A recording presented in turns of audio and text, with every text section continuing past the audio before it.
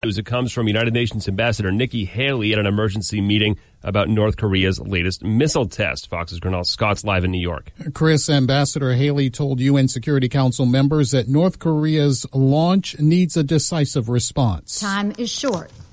Action is required. Haley says North Korea makes the world a more dangerous place and cited its treatment of Otto Warmbier, who was held captive and returned to the U.S. in a coma before his death, as an example of its true nature.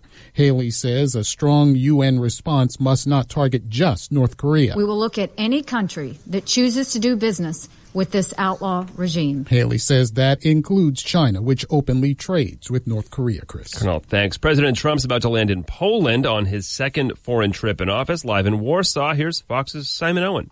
Chris, when President Trump slammed NATO members earlier this year for not spending enough on defence, one of the few countries he wasn't pointing the finger at was Poland. This country, next door to Russia and concerned about Russian aggression, is one of only 5 NATO members meeting a target to spend 2% of GDP on defence. Poland's government is roughly on the same wavelength as the president. It's more conservative than many European administrations. The president likely to receive a warm welcome. Chris? Simon Owen, live in Warsaw, Poland. Thanks. If you count up until this morning, more than 100 people were shot over the long holiday weekend in Chicago. Police carried out a series of gang raids. Chicago police did it by selecting their targets primarily on the east and west sides of the city. All told, cops made 58 arrests, confiscated 7 guns, and turned up 500 grams of heroin and crack cocaine. The vast majority of those swept up in the raids are being hit with felonies. Dakari Turner, Fox News. Fair and balanced. Just announced, during the Ford Summer Sales Event, get 0% financing for 72 months, plus an additional $1,000 on top of your trade-in. It's summer's hottest deal on vehicles like Ford Focus, Fusion, Escape, and Edge. Offer ends July 5th. Take on summer right with Ford, America's best-selling brand, and save big across a full lineup of Ford vehicles. Get 0% financing for 72 months plus $1,000 on top of your trade-in. Hurry into the summer sales event going on now only at your Ford dealer. Best-selling based on 2016 sales. Not all buyers qualify for Ford credit financing. 72 months at $1,389 per month per $1,000 financed regardless of down payment. Trade Assist Cash requires trade-in of 95 or newer vehicle or lease terminated 30 days prior to or 90 days after delivery. Not available on Focus RS. See dealer or go to buyfordnow.com for complete details. Take new delivery from dealer stock by July 5th, 2017. At the closing bell on Wall Street, the Dow pretty much flat, down about a point. The S&P up 3 today, the NASDAQ up 40. True Religion Apparel files for bankruptcy. The company's jeans were more popular about a decade ago. Some firefighters are racing from one wildfire to another as more and more pop up throughout the West. The Southwest, mainly Arizona, is the most active area for fires right now, and the nation's number one firefighting priority is called the Burrow Fire. It's east of Tucson. Homes are threatened there. Robin Broyles with the National Interagency Fire Center says they expect monsoons to head to the area by early next week. We expect to have some significant wetting rain in the southwest, but as those systems dry out, as it moves across the west, we are probably going to be experiencing some dry lightning with those. New fires popped up in Colorado as well as Nevada. Parts of the Great Basin area, including Nevada, Idaho, and Utah, are seeing extreme heat for the rest of the week. Jessica Rosenthal, Fox News. Happy birthday to the world's most famous meat in a can. If you think spam is just junk email, you're missing out. You don't say ham, you say spam. There have been commercials for decades for the meat in a can, but this is Spam's most memorable moments. The Monty Python skit featuring Spam, the meat that became famous helping feed soldiers in World War II. It's now 80 years old, introduced July 5th, 1937. I don't like spam! But many do. More than 7 billion cans sold. Don't make a fuss, dear. I'll have your spam. I love it. He should go to Hawaii, where per person they consume the most spam in the U.S. Even have an annual Spam Jam Festival. Dave Anthony, Fox News. Venus Williams makes it into the third round of the Wimbledon tennis tournament in England. So is the defending men's champ Andy Murray. Two-time champ Petra Kvitova is knocked out, though. She's working her way back from being cut by an intruder at her home last year. I'm Chris Foster, Fox News Radio.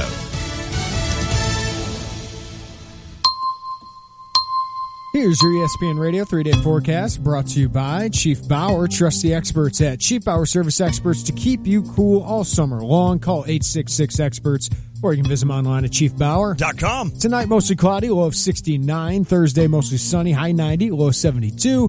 Friday, mostly sunny, high 89, a low of 61. Right now, mostly cloudy, 85, feels like 91 in Champaign-Urbana.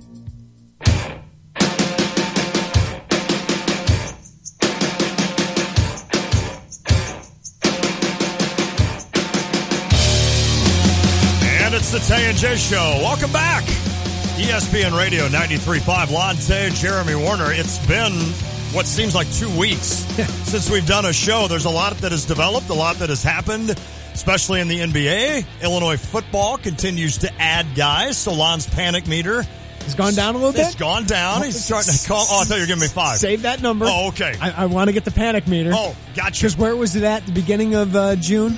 It was when high. They had 2 commitments? It was high. When you had 2 commitments that didn't even have Power 5 offers. Was it a 7 or an 8? Or I would say an 8. Okay. I don't know that Lon ever goes into a 9 or 10 like stealth, not stealth, but panic mode. Yeah. But it was up there when all of a sudden it looked like, all right, wait, this is the second year. Shouldn't it be a little easier? Yeah. And it hasn't been, but it's starting to gain momentum. Been a big month. 7 commitments in the last 28 days. That's awesome. Florida 3-star tight end Daniel Barker committed to the Illini, and they've done really well in Florida.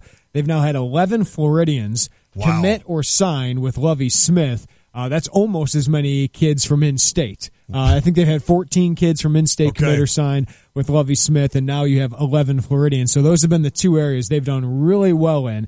And we'll talk with Corey Bender, Scout.com, Florida recruiting analyst. He'll break down the Illini commits in this class, what he thinks the Illini are doing well down there. I'll tell you this, Thad Ward's really good at his job. I was going to say. And a really good recruiter. We also have to talk about what a crazy 5 days in the NBA. Holy smoke. And it's rare that the NBA owns the summer months this much. Right. When LeBron changes teams, but there are so many changes going on right now. Does it all matter? I don't know, but it's entertaining for us. And it's amazing that the NBA is stealing everything from Major League Baseball and the NFL, which is starting training camp here soon. Which is interesting. You hardly hear about the NFL. Yeah, we'll recap that with Matt Silich, Tay and J NBA expert. Lon and I also will give our thoughts this week. But a good weekend, Lon? Yeah, I had a great weekend. I was able to check out. This is something I've never done. Mm-hmm. And I think it's because I normally am in St. Louis for 4th of July. Some buddies and I usually went down and did Tay Day. I know that's so pathetically sounding, but we would go down with a bunch of... You named a day after yourself. I did. I totally did. That's so egotistical, but it rhymes. Come on. It rhymes. It's infectious. More than anything, it was all about the rhyme. Just like Tay and J. That's the only reason we went with it. That's exactly right. But I stuck around. I actually had a really, really relaxing weekend. Spent a lot of time with the boys. Glad one of us did. Were you? Okay. I'll give you the story. I can't wait to get to this. But I went to the Champagne Parade. So I have never done that before, and I got a picture, I don't know if you saw it on Facebook, with Bear in the Big Blue House. I saw that. I was so excited. That is essentially what got Lucas and I through his childhood, was Bear in the Big Blue House and the little mouse. Yeah. So when that thing started coming down, I'm like, I gotta get a picture of this. I'm starting to watch more the Disney Junior, so I was giving reviews to my wife yesterday, because Torrin, he won't watch it very long. We don't want him to watch it very long. But he was sick this weekend, and we'll get to that. Bless his heart. But for a couple 5-10 minute periods, he would watch the TV with some of these Disney Junior programs. I love it. So I will have a rundown of which Disney Junior programs I like, which ones I think are stupid. Yes. But Mickey's Clubhouse is a big one. Oh, that's huge. On Disney Junior. There's this one where there's superheroes. Clubhouse. Yeah. I still have it. I'm learning these things. And it's funny because eventually you both, no matter the age, kind of settle on 1 or 2 that you like. Yeah. I mean, you keep pushing him. Don't ever let him watch Caillou. He's a whiny little punk. Bald, right? Yes, and he needs smoked. Yeah, like he needs a hand on a butt more than anybody. I'm not encouraging that, but if your parent, needs to do that every once in a while, do not watch Caillou. But it is amazing how you just kind of settle into a couple that you like, and Bear in the Big Blue House was definitely one of them. And then last night, Andrew and I went and we came up to Champaign again and watched the fireworks. Yeah. And they did a great job with the fireworks. I'm not a firework guy. I can just literally is not the right word, but I love saying it. I can take or leave fireworks. They do nothing for me. I won't go out of my way to see fireworks. Now, when the kids grow up, I probably will. Makes a difference. But when we always saw fireworks, usually when we were a kid, it was at a White Sox game. Oh, yeah. So the White Sox always had fireworks, and we liked to go around 4th of July. Yes. They needed something to get people in the seats, right? So if the fireworks would be the show. Hey, whatever works. I liked them there because that was a great show. It was right in front of you. You had the scoreboard. The scene was good. But yeah, I'm not the biggest guy. I think I've seen enough fireworks in my life. That's the thing. Unless you go, the one I would love to do again. We did this a couple years ago. We went on the lake in Chicago. Oh, now that would be cool. And you get to see from Navy Pier all those fireworks. It's the best view. That would be the coolest possible because you don't miss anything. No, right? Especially if you're on a boat. Yeah, kind of chilling on a boat. So that is where I was like, okay, this is awesome. Without a doubt. It's just me, my wife, my brother, and his fiance. And kudos to every small town around here that still does fireworks. That takes a lot of money. It takes a lot of preparation. I know Chamber of Commerce's and just individuals in general spend a lot of time preparing for one show a year, one 30-minute show a year. So for those that do it right, and I know like Arthur comes to mind, they were expecting 100,000 people. But it's not. It's not for us. It's just not. I just don't get into it. And yeah, Andrew enjoyed it. He loved it. I love the end. There's nothing better than the encore or whatever you call it when they just go crazy. Would you rather, instead of them spreading it out over like just get it done in like 5 minutes, just have a 3-minute spectacular where they blow everything up at the same time? Bam! Yes, that's what I want. And then, of course, you'd be longing for more, but I know it's expensive as heck. Do you have a favorite firework? Oh, I love the ones that you don't really see. They go up in the air and they just make this tremendously loud. Sounds like artillery. Yeah, exactly. Those are the ones that I enjoy the most. I agree with you. There was one last night that went off and it turned into a star. And I'm like, now whoever can develop that is that's pretty cool. How much money do you think that guy made? That one firework. That guy, he knows what he's doing. But hey, Nathan, can you look up how much the firework industry is worth? Oh. Yeah. The NFL is $10 billion business? That's a good question. Do you think the fireworks are a bigger business than the NFL? That'd be hard. It's only one day, right? I mean, essentially, you basically market for one weekend a year, and of course, they're illegal in Illinois, right? Even though they go on everywhere. Yes. I mean, everywhere. Like even in Little Philo, I sat outside my house July 3rd, and it sounded like a war zone. So whoever decides to light off fireworks after 11. Yes. Stop it. The other thing is, take your dogs inside. It freaks dogs out. And like Sadie is an older dog. She's 11. Bless her heart. And it's just one of those where she sits there and trembles. So you got to get them inside. And I know most people, I think about that. But man, that freaks dogs out. Okay, so our weekend started great. Yes. One of our college friends who lives in California, he works for the state legislature out there, was in town for a wedding. We got to see him. We went up and had brunch with him. And Torrin had a good time. Awesome. We got to see my friend Josh, who's my best friend from college. He brought his son, who was born 2 weeks after Torrin. That's right. And we went to their house afterwards and hung out with them for a little bit. So it was really nice to see some college friends. Well, that night, Torrin hasn't been with a lot of other babies. Right. While Theo, my buddy's little son, has gone to all these different places. Yes. He's in daycare. Yep. So he's been exposed to some germs. And I don't know if it was just that what happened, but I'm guessing it was. So Torrin gets sick. Oh, no. He gets a fever on Saturday night. And we were planning going to the White Sox game on Sunday. Right. Had to pay for the tickets anyway. Oh, no. But couldn't take Torrin with 101-degree fever. Oh, wow. No. We called the doctor, and they said 103 is when you want to bring him. Don't panic till it gets a little bit higher. So, I mean, we gave him some medicine. He started to feel better. But he was actually better while he was sick. Because he was cuddly. Yes. And right. So it was like, hey, I haven't had this in a while. Usually he just wants to run around. So he was cuddly. He was staying still. It was like, hey, we're making him feel better. After his temperature dropped. He was ready to roll. He was a nightmare. Oh, just crying. Yeah, because it's like he went through hell, and now he didn't know how to handle it. He thought it was coming back, or I don't know what it is, but he's been hell the last 3 nights. So this long weekend Tiff and I have, just like our long week in Florida where he got sick. Oh, no. The baby gets sick. So that doesn't ruin everything, but it really wasn't much of a weekend in the Warner household.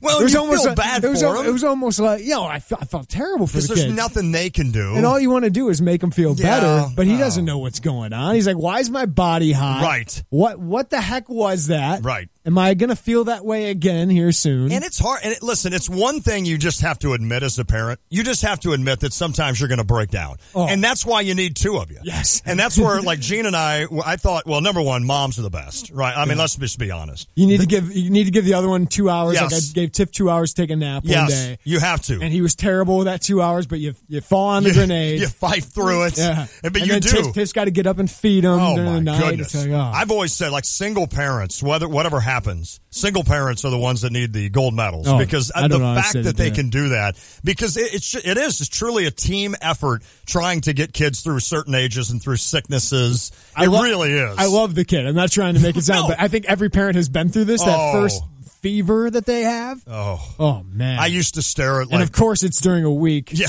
where we have off work. We planned on doing all these things.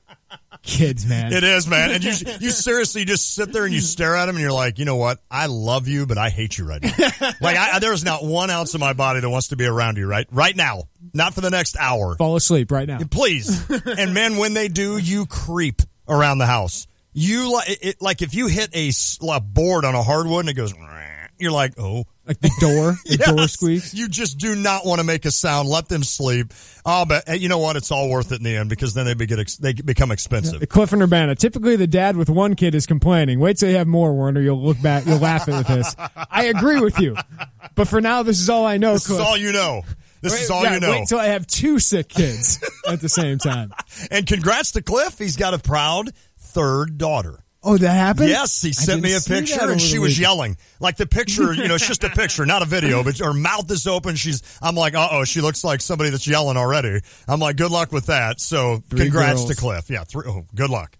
That's all I'm saying. My buddy from college had 3 girls. I think the good Lord. He deserved 3 girls, yes, by the way. I think the good Lord understands what everybody's like. They understand our temperament. They understand what we can handle. So he, knowing me, said, I'm going to if you're going to have a kid, Lon, and I guess he deemed me appropriate for that, said, I'm going to give you 2 boys and I'm going to separate them by 7 years. And that is the only way you could handle that. And then I look across the room and I see people that have triplets or twins. And I'm like, there's no way. My wife's parents had 3 girls within 2.5 years. It was like 3 girls in 3 years. That's where you just get things done and then you enjoy the rest of your life. Oh, I guess you'll sleep in about 8 years. Yeah, and in the meantime, I'll be 70 years old when Andrew finally graduates high school, and I'm like, great.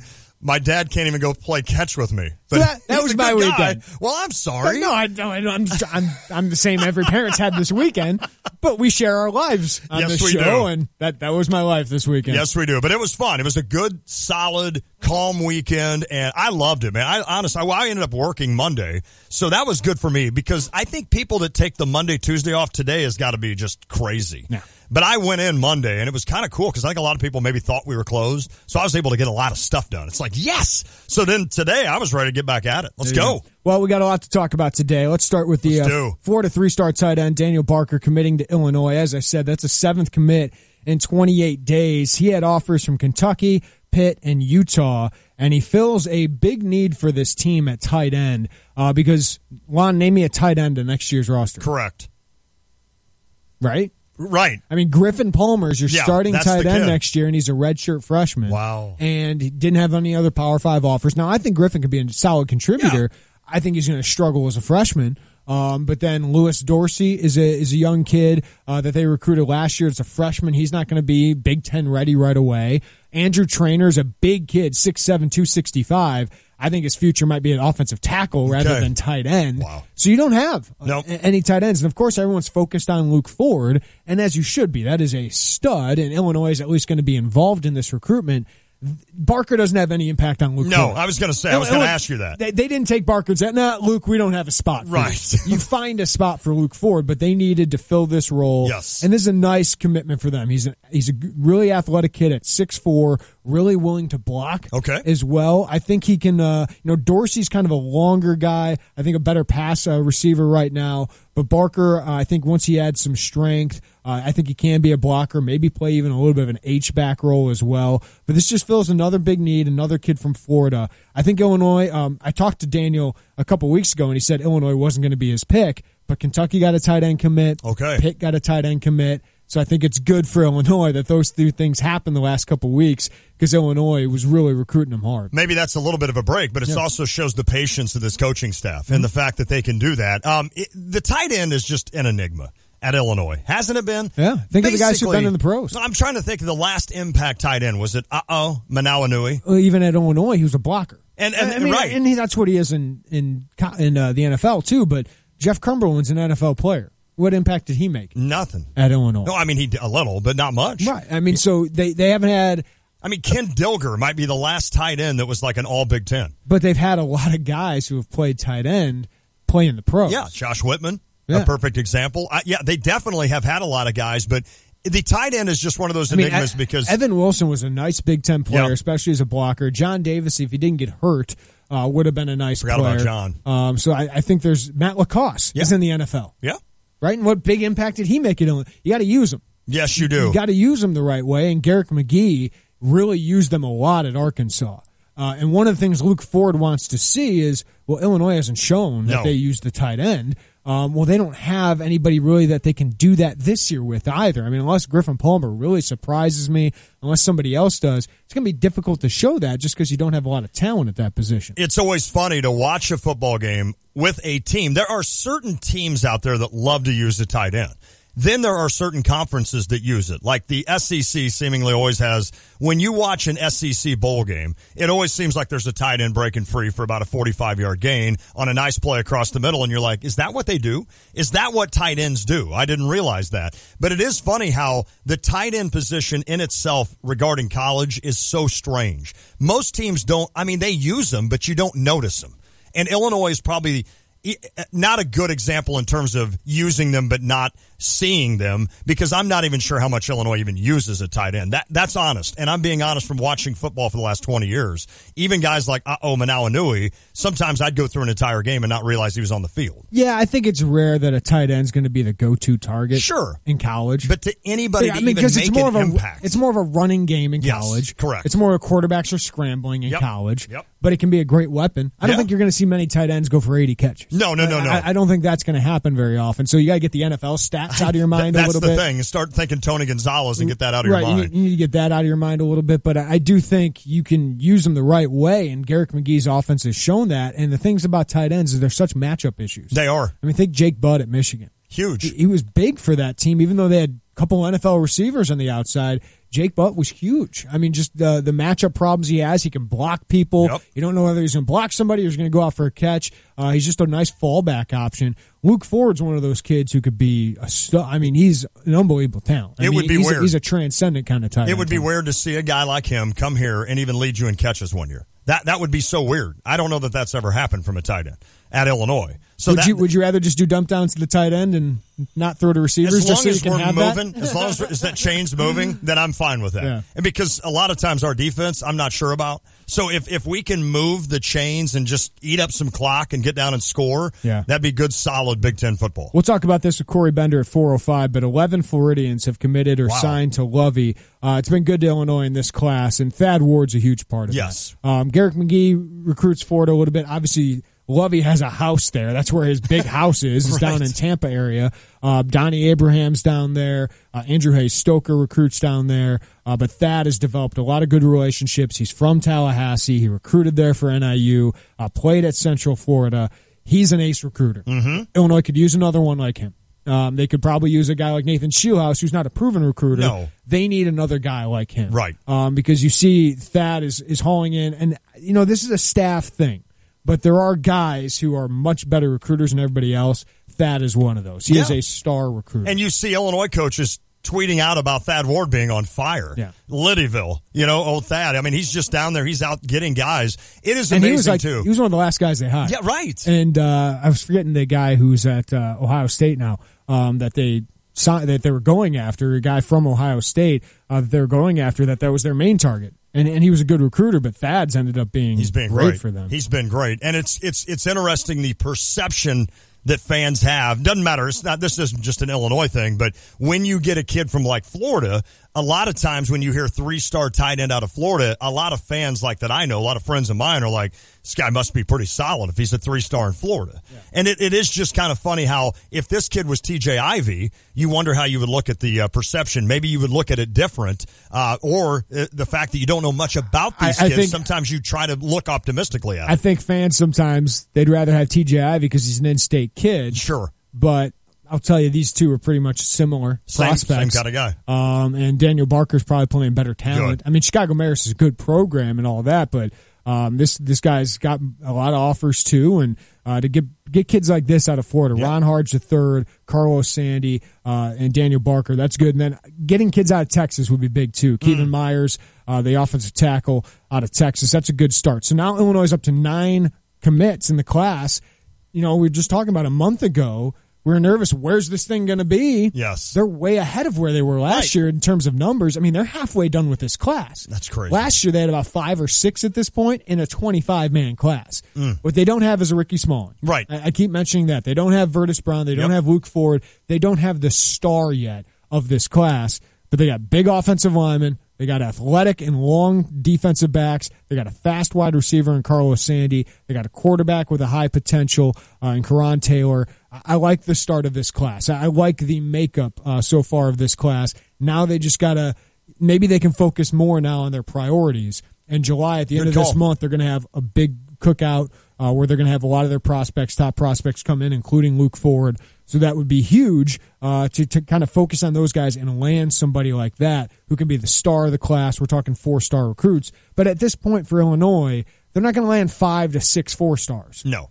But if you land 2 or 3 of the right ones and evaluate your 3-stars the right way, you're in good shape. You could be in good shape and move this thing forward. The Sixers have used the hashtag trust the process. Maybe we need a hashtag for Lovey and this staff. It's a long process. It is. Yeah, maybe that's hashtag long process, but let's trust that these guys understand what they're doing. They're building depth. I think last year's class, I can't wait to hopefully see. And you never know. But I can't wait for 3-4 years down the road to look at that class from last year that are freshmen this year and say, that was really a nice start to building something special at Illinois. Basketball people hold on to a little bit more because they'll see Mark Smith next year. Absolutely. They'll know right away how good Mark Smith is, and he's going to grow from that. You'll see that with a couple guys this year. Ricky Smalling. Yeah. You're going to see him right away. But most of this in football, just the physicality aspect of it, it's going to be 2-3 years. It does. Like Take some time. It's more Matik Vessel. Right. Right? Right. It's going to take a little while to see how good that kid is, but you're going to see a lot of them this year, the freshmen. And physically in football, especially on a line, I mean, you're just not ready coming out of high school, and if you are, you're one of the special ones. Yeah. The NBA got drunk over the weekend. It's fun. At least it did. We'll talk a lot about it. Matt Silich, Tay and J NBA expert, will join us at 4:30. We got an NBA Next Question coming up. We got Tay's Take at 5:45. You can send in your random questions for Lante. Just text us on the Cheap Hour text line 217-359-2255. That's 359-2255. Follow us on Facebook and Twitter. Just search Tay and J Show. You can download the WSJK app. You can watch us live on YouTube. Just search Tay and J Show. Get our podcast at ESPNCU.com or find us on iTunes. That's all powered by GTPS Insurance. We got solo intern today. Is that it? Oh, I forgot. Yeah. Okay, we got multiple. Okay, we've got multiple. Daniel and Nathan here today. Got it. So we've got Harry's gone, so it's throwing us off, right? He's taking a little hiatus. He went home, I think. So we just had like a Claibs half hour here is what we did, and the Cubbies just tied the game. Your boy, the Federalist. Johnny J. It is a 3-run. Johnny J. Home run. Hey, just lean on those ex-Cardinals, man. Minus Lackey. We don't really count him as an ex-Cardinal, though. He's pretty terrible. 359-2255 if you'd like to weigh in. It's the Tay and J Show. An ESPN Radio Mike and Mike Extra Point with Jason Fitz and Mike Golick Jr.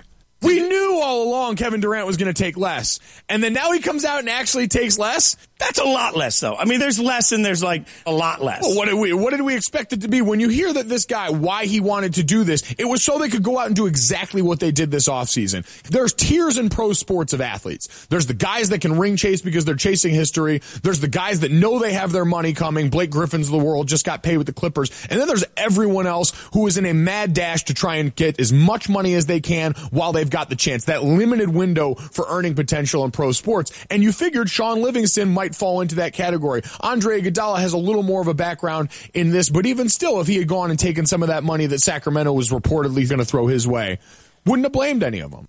Hear more from Mike and Mike tomorrow morning on ESPN Radio. I'm KFC's Extra Crispy Colonel, and you're the extra busy regular person who has to make dinner for a family of 4.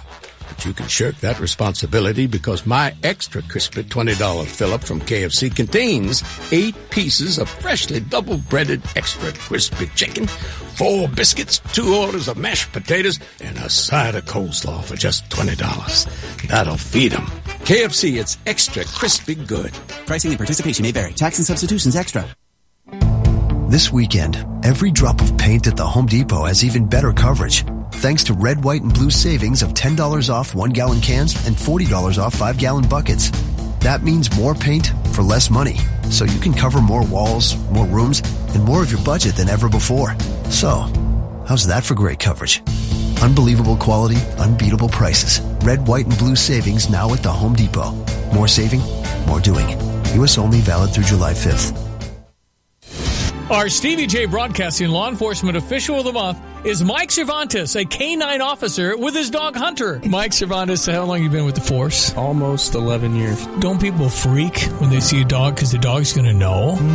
Yeah, that's what they think, you know. Yeah, I'm in trouble. Yeah. Because dogs don't smell it, right? The dog's smell and scent is incredible. It is. It's significantly stronger than ours. And so Hunter is retiring.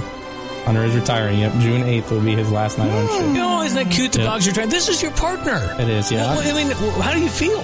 Well, it's going to be weird. Yeah. It's going to be not as smelly, but it's going to be weird not having him. I talked to him in the car. My sergeant reviewed some of my videos, and he says it's funny. Sometimes he'll hear me in there talking to the dog, and that's going to be just, I'm with him more than I'm with my own family. So what's funnier is Hunter listens. He does. Sometimes he talks back. Brought to you by SK Exteriors, their website, callsktoday.com.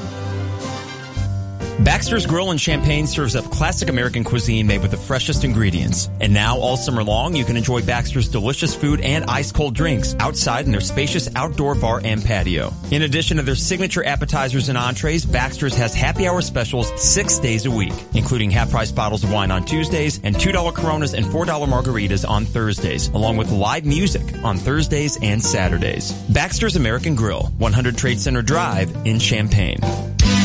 There's some exciting new things happening over at the Corn Crib. Hi, this is Elena Rebholz, Director of Community Relations for the Normal Corn Belters. From an upgraded Goose Island pub area to delicious new food items, plus all kinds of fun fan promotions, we've made going to a Corn Belters game, well, not just your normal night out. Come see for yourself. For tickets, go to normalbaseball.com or call 454-2255. Opening day is finally here. Life is full of twists and turns. You can't see the unknown, but you can certainly prepare for it. Beacon Life Insurance Company offers a variety of term and whole life insurance policies that are designed to meet the needs of individuals and their families. Options include transitional life, universal life, preferred whole life, family term life, and many others. Visit PeakinInsurance.com or ask your local Peakin Insurance agent about an affordable, beyond the expected life insurance policy that's right for you. When you're heading home, Tay and J are on your way talking sports. Weekday afternoons 3 to 6 here on ESPN Radio 93.5.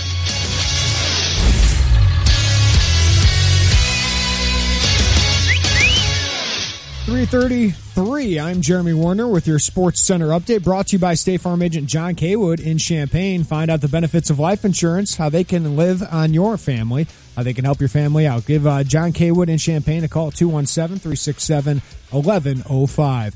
3-star tight end Daniel Barker gave the Illini some fireworks on the 4th of July. The 6'4" tight end committed to Illinois over offers from Kentucky, Pittsburgh, and Utah. Illini now have 9 commitments in the class of 2018, 7 of which have committed during the last month. Former Illini basketball player Jalen Coleman-Lands announced he will transfer to DePaul, where his prep coach Shane Hireman just joined as an assistant. Illini host DePaul this season, but Coleman-Lands will not play that game. Got it. He must sit out next season due to NCAA transfer rules and will have 2 years of eligibility remaining. Former Illini Brandon Paul continued his standout summer league stint. He had 20 points this morning for the Mavericks in a win. Malcolm Hill has 7 points through 3 games for the Thunder. MLB, the Cubs just tied up the Tampa Bay Rays. It's 3-3 in the 7th inning, the top of the 7th. John Jay just hit a 3-run home run to tie that one up. The Cubs entered today one game under 500. John Jay rhymes with Lante. That is correct. You told him that in person.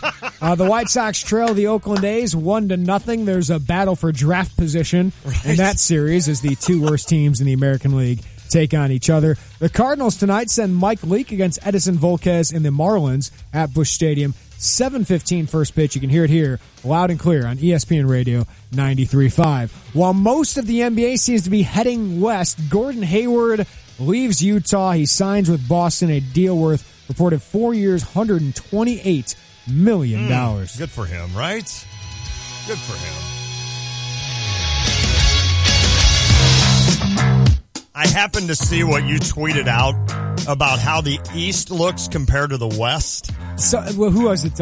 Ringer did it. The video. It was really funny. If you follow Jeremy at Jay Warner Scout, look and see what he liked. Yeah, it's like the East. It's LeBron and Gordon Hayward, and there's like flowers. Yeah. They're watering flowers and such. And then it turns to the West, and it's Mad Max. It's phenomenal. It's Popovich with like a mask on, driving one of those crazy Mad Max Thunderdome, whatever. What do you call that? A car? I don't even know what they call them. But it is fantastic to see that thing. It's so true. So I got Nathan and David working on a trivia question for us today. We are going to do another giveaway from Game Day Spirit. Today is the Oskiwawa, Illinois license plate holder. That's cool. This is really nice. It's really cool. I've got one of those of SIU on my truck. You know, I mean, you got to rep, support right? The Salukis. You got to rep the dogs in that one. Which one are you, like, I am so surprised. I drive on the interstate a lot, obviously.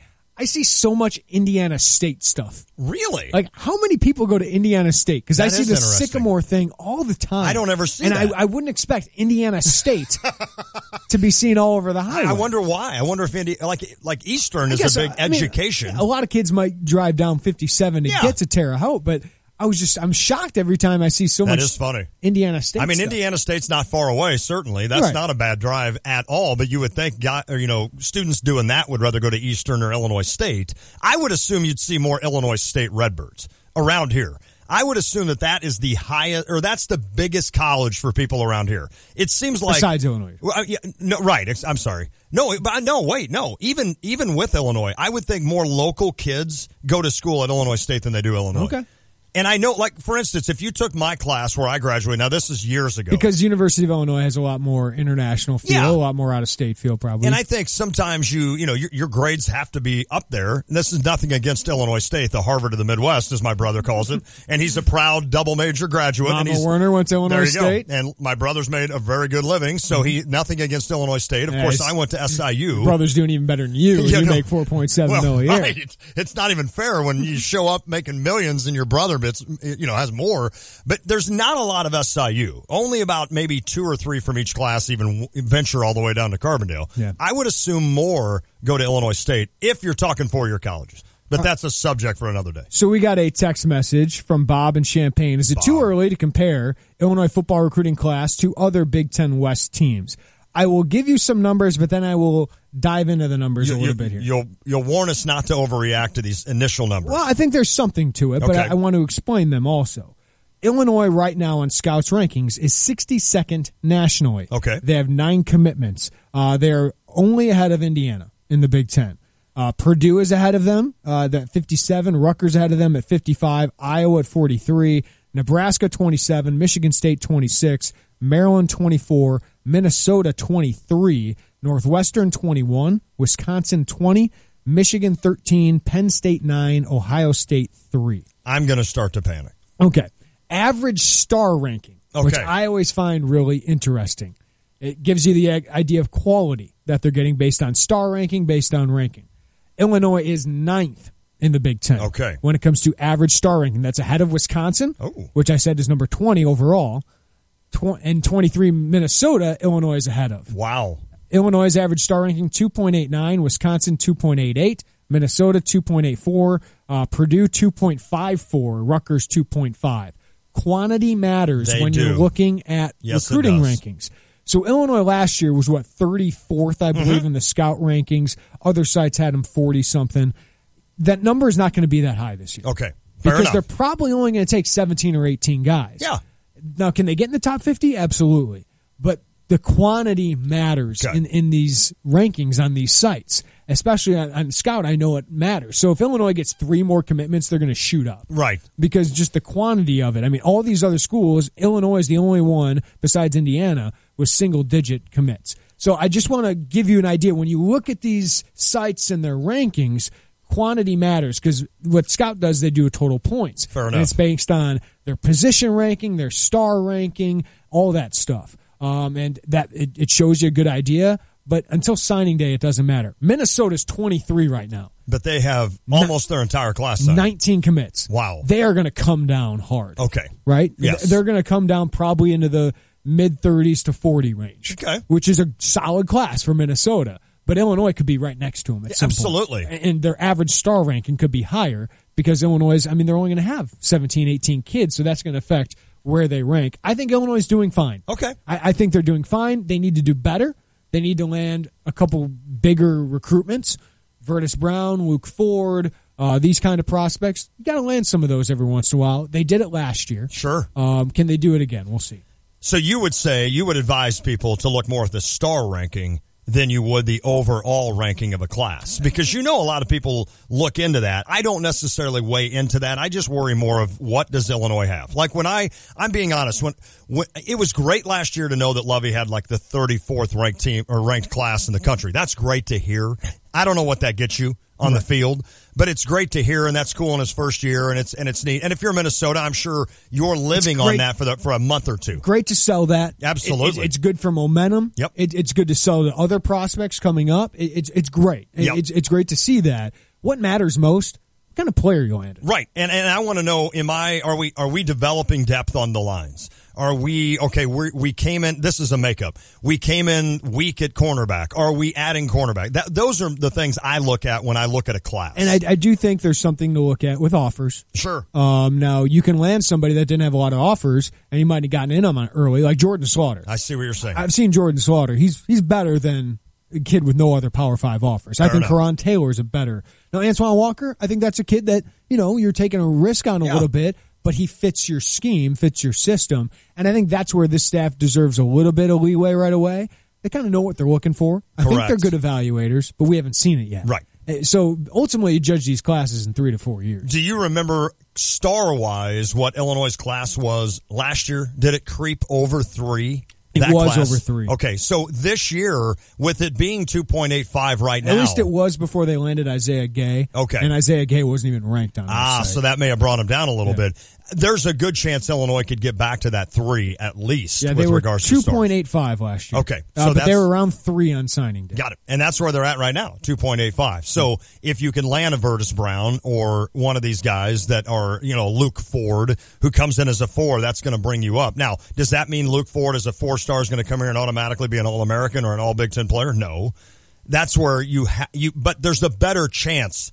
I mean, let's be honest. The guys that are ranked 4 stars and 5 stars, there is a lot better chance that they are going to come in and make a serious impact on your class. Yeah, I mean, high school, the rankings have shown that a lot of the 4 and 5 stars, you got a much better chance of being a first-round pick than a 3-star and non-ranked. Fair enough. That's fair enough. I mean, that's true. The evaluation, yes, there are kids like Corey Davis, who was a 2-star, ends up being the 5th overall pick. Turns into a stud and a first-round draft pick in the NFL. Here's the rest of the top 6.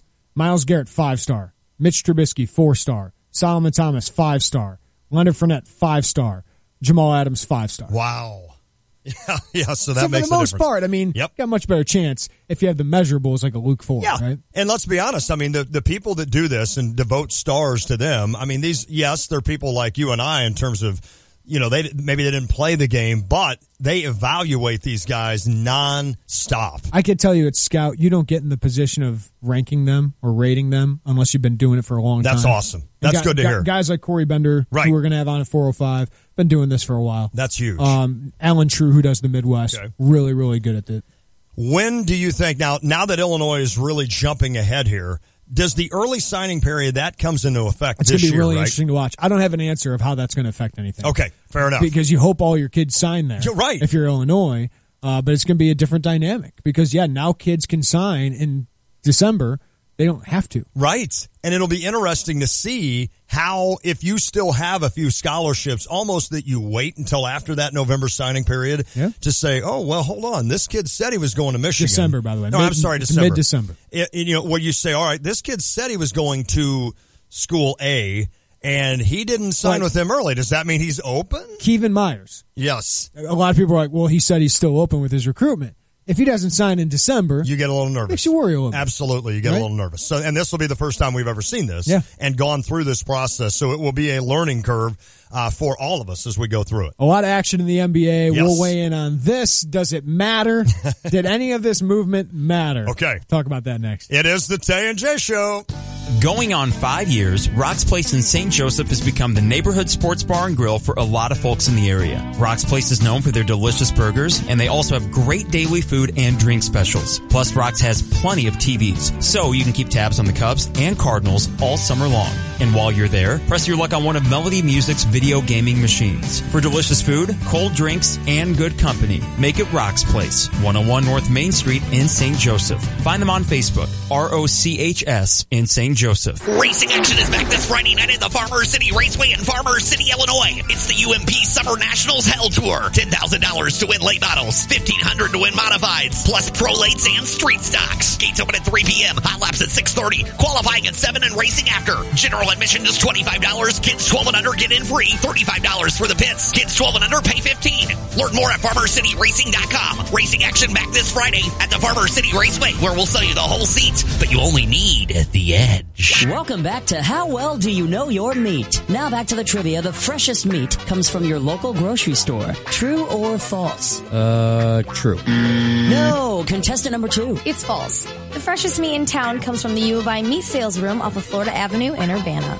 Yes, that's correct. You're a winner. For the freshest cuts of meat in town, visit the U of I Meat Sales Room. Open Tuesday and Thursday from 1 to 5:30 and Friday from 8 until 1. Just off Florida on South Maryland in Urbana. With Quicken Loans, the outdated and complicated mortgage process is a thing of the past. Our simple process helps you understand all the details so you can be confident that you're getting the right mortgage. Take your mortgage to the next level and call 800-QUICKEN or go completely online with Rocket Mortgage by Quicken Loans. No matter how you prefer to work with us, we've got what you need to get you through the mortgage process with ease. For 7 years in a row now, J.D. Power has ranked Quicken Loans highest in the nation in customer satisfaction for primary mortgage origination. And for the 3rd year in a row, they also ranked us highest in the nation for mortgage servicing. Whether you're looking to purchase or refinance, now is the time. The rate today on a 30-year fixed-rate mortgage is 3.875%, APR 4.23%. Call 800-QUICKEN or get started online at rocketmortgage.com. Apply simply, understand fully, mortgage confidently. For J.D. Power award information, visit jdpower.com. Call for cost information and conditions. Equal housing lender. Licensed in all 50 states. NMLSConsumerAccess.org number 3030. You already know Houlihan's Restaurant and Bar at the iHotel is a great restaurant, but don't forget about the bar. Fantastic drink specials and mouth-watering menu items from snacks to full meals. A nice selection of draft, craft, and domestic beers, and just about any cocktail you can imagine. Watch a game with multiple flat screens on all sides of the bar, or grab some tables and make it a party. Drink specials daily, plus Houlihan's is now serving a delicious hot breakfast 7 days a week. Houlihan's at the iHotel. Check them out at the corner of 1st Street and St. Mary's Road, just south of the State Farm Center. Hi, this is Kevin Appleby with Flooring Surfaces. We are locally owned and operated. We appreciate Christian FM 95.3 and support this radio station for its encouraging and uplifting music it plays 24 hours a day. We know how difficult the world feels right now, but we're optimistic about the way forward. I invite you personally to visit Flooring Surfaces, and we'll be happy to help you with your flooring needs. And thank you for listening to the new Christian FM 95.3. Summer is here, and there's no better way to swing into the season than at Willow Pond Golf Course, the most improved golf course in Central Illinois. Golf for $30 Monday through Friday with a cart, $20 after 3 p.m. Golf Saturday and Sunday with a cart for just $35 and $25 after 3 p.m. on Saturday and Sunday. Seniors golf Monday through Friday with a cart for just $20. Not a golfer? The 19th Hole Bar and Grill serves up great food and drink specials, live video gaming, and the Full Swing Golf Simulator. Call and schedule a tee time today at 893-9000 or willowpondgolf.com. Hi, it's Stevie J. Start your day with me along with Diane Ducey, weekday morning 7 to 9 here on ESPN Radio 93.5.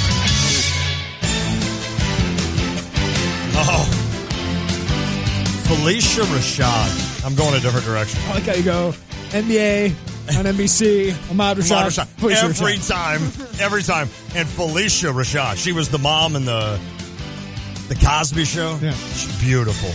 Beautiful lady. All right, this means we're talking NBA, right? Not Felicia Rashad. But let's recap this crazy weekend with a little game of Next Question. Okay, here we go. Next question. Hey, Johnny is here. That's good to hear, and I have to hit this. All right, Lon. Mm-hmm. Which move in the NBA over the long weekend has bigger championship ramifications? Gordon Hayward to the Celtics or Paul George to the Thunder? Can I ask you to specify a little?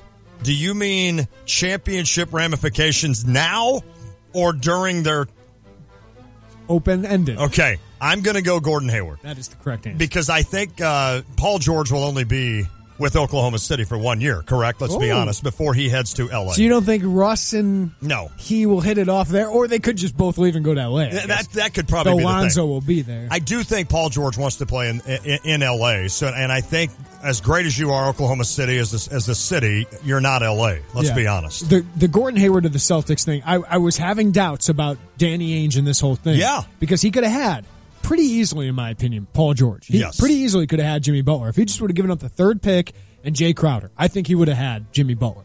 I think the Bulls would have done that, taken Jason Tatum or Josh Jackson, and I think the Celtics could have had him pretty easily. But he, I think, is taking a longer-term approach. I don't think he wants Paul George for a year. I agree. I don't think he's looking to win a championship next year. I agree. I don't think he's looking to win a championship 2 years from now. Yep. I think he's looking like when LeBron's done, when Golden State starts to break up. I love this. And I'm sitting here with Jason Tatum, Isaiah Thomas, Gordon Hayward. We'll see about Thomas long term. Right. And more, I mean, they got 2 top 5 draft picks likely next year, too. Wow. Right? So, I mean, what if they add Michael Porter to that mix? What if they add some big man to that mix? I mean, they could be the dominant team for the next decade. Danny's being patient. Yeah, he's not putting all his chips in right away. We'll see if that works out for him because I think the Cavs are vulnerable. I think if he added Hayward and had gotten Paul George or something like that, I think that team could have beat the Cavs and gotten to the championship. That would have been interesting. I don't know if they win the title. Okay, fair enough. Just Hayward real quick. How does he play into Boston? Is he exactly what they need? Yeah, I mean, he's not a ball-dominant guy. He's a good defender, great shooter, great scorer, really good compliment to Isaiah Thomas. Instead of Al Horford being your second guy, you got an all-star. You got Gordon Hayward. Guy, wow, that's huge. Next question. All right, well, the Warriors re-signed Peoria natives Andre Iguodala to a 3-year, $48 million deal. Sean Livingston to a 3-year, $24 million deal. They also just added Swaggy P. Oh. Nick Young. Oh, yeah. And they signed somebody else to their bench, too, who's a good shooter. So that's interesting. Does this solidify another championship for the Warriors next year? Yeah, they could have signed you and I think, and solidified it. It is cool, though, to have a Peoria native with Iguodala, and, of course, Livingston played in Springfield, right? So I think it's – or did I flip those around? I flipped them around. Iguodala played in Springfield. You got Sean in Peoria. I said but that wrong. No, that's all right. But it's cool. I mean, I started thinking about this today. If you're a guy like Sean Livingston, you're not asked to do that much on the Golden State Warriors, and you're going to sit back and make $24 million over the next 3 years, winning a ring 2 out of 3 years or 3 out of 3. Yeah. Yes, this does. Let's be honest, as good as Golden State is, and you know this better than I do, Jeremy, they still need depth. They still need quality guys.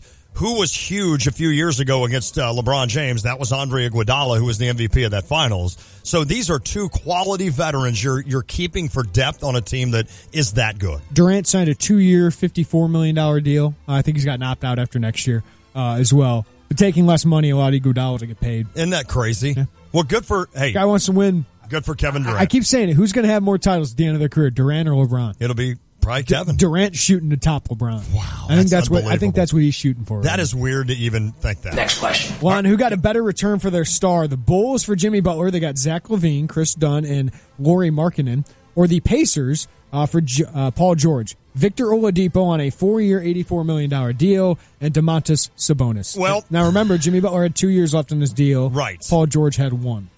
Because of that, I think it shouldn't even be close to being equal, unfortunately. But this is hard for me, and I want your opinion on this. I like Oladipo, though. I think he's a good player. I think for Indiana, that brings an attraction. It does. Got a former Hoosier great and in that arena. I like Sabonis. I think he's going to be an NBA great starter footwork, for a long time. And I think he's got the moves down on the knee. But I like LaVine. Zach LaVine's the best player. Yes, without a doubt. And Lauri Markkanen. Yep. I think has a higher ceiling than Sabonis, though it's mostly as an offensive player. Sabonis can do a little bit of everything. Yep. I'll go with the Bulls, but It's everyone's close. killing the Pacers for this deal. I don't think they got great. Because if Oladipo wasn't on a 4-year, $84 million deal, right. But Zach LaVine's going to be on a 4-year, $80-something million deal probably after this year, too. So I don't think either got what they wanted. No. But I do think the Bulls got slightly better. And listen, people love Dunn. The Bulls loved Dunn coming out of college. Who knows? Maybe they saw something that they think they can make turn into a guy. If he turns into Marcus Smart, no, that'd be huge. The Bulls by far won this. Would won this thing. Next question. All right, Juan, what's a better use of about $170 million? The Clippers used that for 5 years of Blake Griffin, or the Raptors used it for 3 years of both Kyle Lowry and Serge Ibaka? The Raptors will do better with those two. Yes. However, you need some diamonds. You need some sparkles if you're in L.A., and Blake Griffin gives you that. He gives you that name, that marquee face to put up on your stadium. I think, honestly, better use, I think, probably when it comes to financial, I'm going Clippers here. When it comes to just absolutely wins and losses, I'm going Raptors. I'm going Raptors because I think this solidifies them as a top 4 East team Without for the a next doubt. 3 years. Yep. You have them in DeMar DeRozan. I mean, they're a team that I don't think is going to beat the Cavs. I don't think they'll beat the Celtics probably, but they'll be in contention. Yeah. And I don't think that's wrong in the NBA just to be in contention. And they're 3-year deals. Right. Like if Kyle Lowry, they would have given 5 years, 152. I couldn't get on board there. No. That's a lot of money. You're overpaying Kyle Lowry, but you've just determined that you're going to be relevant. Yep. For the next 4 years. Agree. Or 3 years, right? So I like that. Meanwhile, LA Clippers, they have the best player out of these 3, but he's injured all the time. Yes, he is. Good point. And Blake Griffin's a top 20 player. I'd rather have Butler. Fair enough. I'd rather have Paul George. Fair enough. Right? I don't think he's a number 1 guy that's going to get you anywhere in the West. I think the Clippers understand where they're at, and they just wanted a guy. They did not want to bottom out again. Right, correct. And I can totally understand that. Yep, I do too. Next question. All right, Lon, after adding Markelle Fultz and signing J.J. Redick to a 1-year, $23 million deal, Wow. will the Sixers make the playoffs? No, they will not. Somebody's got to make the playoffs in the East, Lon. Somebody has to make it because the Pacers aren't making it. The Bulls aren't making right. it. I think they do. I think I'm scared, so I'm saying no, and I'm hoping they do. You still have some young kids. I still don't know what you've got in Fultz. I don't know what you've got in Ben Simmons. I don't know. Right, we haven't seen either one. We've seen Embiid for 30 games. And we've seen Embiid for only, and we don't know if he's going to stay healthy. There's too many questions for me to say, yes, the Sixers team is a playoff team. Atlanta's going to be terrible. I know. They just lost Paul Millsap to the Nuggets. I love that signing. I do too. I do too. I knew you liked that. Charlotte's going to make the playoff. I mean, Charlotte, Miami, and Detroit. They win. Because if they win 35 games, they're going to be in there. They're going to make the playoffs. Yeah, it's in the unbelievable. East. So, I don't know. I still say no for the Sixers. Everyone giving the Sixers crap about J.J. Redick for 1 year, $23 million. I love it. I do too. I know that's a lot of money to everybody. Get used to this money in the NBA. That's what it's doing. doing. It's 1 year. It's 1 year. It gets them to the cap, or not the cap, but the floor. You got to spend the money. You have to spend that money. You just spend it on one of the best shooters in the NBA who is exactly what they need on that team. I mean, he's no Nick Stauskas. That's right. Next question. Last one, Lon. Yes. I know we got to go quick. Who will play an NBA game first, Brandon Paul or Malcolm Hill? It's Brandon Paul. It's Brandon Paul, and man, he's looking good right now. I know he had a big game today. He's looking good in this, not called D-League anymore, right? Well, this is the Summer League. Oh, it's the Summer League, right. It's not even the D-League. Brandon's been close a couple times, then he has injuries. The shoulder injuries have held him back. I always said, when I watched the two in the Big Ten, I thought they were really similar, Brandon Paul and Tim Hardaway Jr. Yes. Hardaway Jr. was a first-round draft pick, is going to make a good career in the NBA because he's 6'5". Right. Other than that, the skill sets are very similar. The athleticism is very similar. Agree. I think Brandon Paul is a dynamic player. I don't think Malcolm's dynamic enough for the NBA. Brandon can play a little bit of lead guard. He can shoot. He can defend. I don't know if Malcolm has that athleticism. Malcolm Hill might make more money, though, because he's probably going to go straight overseas and have a long overseas career while Brandon continues to try to get in the NBA. But both of them will make some money playing basketball, without a doubt. Good stuff there. All right, next hour, Corey Bender, Scout.com, Florida recruiting analyst. Illinois just landed tight end Daniel Barker from Florida. We'll ask him, why is Illinois doing so well in Florida? We'll do that, plus talk to Matt Silich about the NBA. That's all next hour. It is the Tay and J Show. Oh, hey, hi, hello there. It's me, your air conditioner. You can call me AC if you want, but Mr. Conditioner is my dad's name. Okay, listen, you may have noticed that I'm using a lot of energy right now, and that's why you need to call an expert. Yep, the experts can give me a precision tune-up, so you'll save up to 30% on energy bills, and I won't have to work so hard, which is great because I'm about to pass out. At Chief Bauer Service Experts, save $41 off an AC Precision Tune-Up. Call 866-EXPERTS or visit chiefbauer.com. For expert service guaranteed. Call 866-EXPERTS. Game Day Spirit, located at 1422 South Neal Street, will be moving to the corner of Neal and Kirby in Champaign this July. Shop closeout sales and save up to 40% off before they move. Everything will be marked down at least 20% off, including name brands such as Nike, Under Armour, Adidas, Columbia, and more. These deals will be available at the South Neal Street location only from June 30th to July 9th. Shop early for the best selection. T-shirts as low as $6, 30% off headwear, and 40% off all local high school apparel. Follow Game Day Spirit on Facebook, Twitter, or Instagram to stay in the know of all things game day and all things Fighting Illini. You're listening to WSJK ESPN 93.5 Tuscola, Champaign-Urbana, your home for the St. Louis Cardinals. President Trump has landed in Poland. He's there for a night and a few hours before heading to Germany for meetings with other world leaders. Live in Warsaw, Poland, here's Fox's Simon Owen. Chris, 11 p.m. Sweeping through Warsaw, a few people waiting by the side of the road for a look. Tomorrow, the president meeting with Polish political leaders, also addressed the Polish people in an open-air speech. The White House calling Poland one of the United States' staunchest allies. Also, currently has a government that's more conservative in Europe, meaning we're expecting the president to receive a warm welcome. Critics of the Polish administration would like President Trump. She's concerned about human rights here.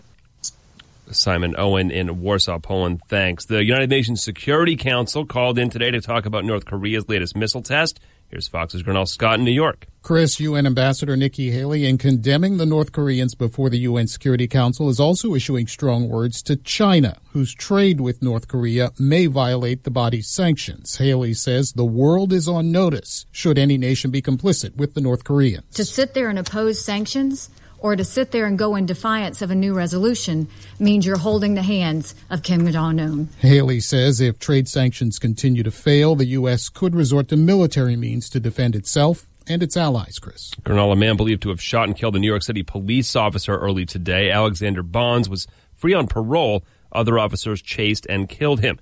Fox's David Lee Miller. He was conditionally released from prison in 2013 after serving 6 years for robbery. He also had a grudge against police. He posted a video on Facebook ranting about cops and his treatment behind bars. He said, quoting now, "It's time for people to rise up." You're on the Fox Report. Fair and balanced.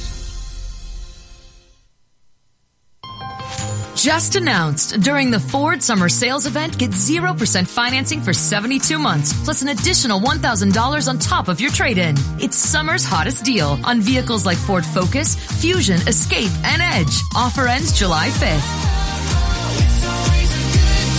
Take on summer right with Ford, America's best-selling brand, and save big across a full lineup of Ford vehicles. Get 0% financing for 72 months, plus $1,000 on top of your trade-in. Hurry into the summer sales event, going on now only at your Ford dealer. Best selling based on 2016 sales. Not all buyers qualify for Ford credit financing. 72 months at $1,389 per month per $1,000 financed regardless of down payment. Trade assist cash requires trade-in of 95 or newer vehicle or lease terminated 30 days prior to or 90 days after delivery. Not available on Focus RS. See dealer or go to buyfordnow.com for complete details. Take new delivery from dealer stock by July 5th, 2017. On Wall Street today, the Dow down a point, the S&P up 3, the NASDAQ up 40.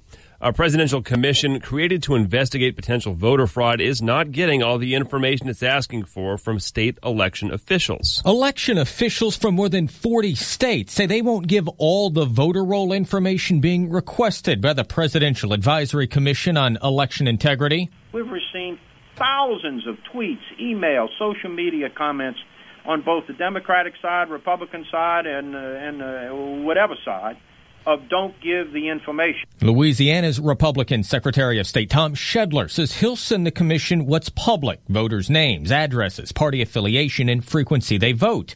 The commission's request also asks for dates of birth and the last 4 digits of Social Security numbers if publicly available under the law. In Washington, Jared Halpern, Fox News. The Federal Reserve is trying to decide when to start selling off bonds bought up during the Great Recession to make borrowing more affordable. Minutes from the last Federal Reserve meeting show that Fed officials are divided on when to start unwinding the $4.5 trillion balance sheet. Several Fed officials want to start shrinking their bond holdings in just a couple of months, but others are worried and want to delay shrinking the balance sheet to assess low inflation.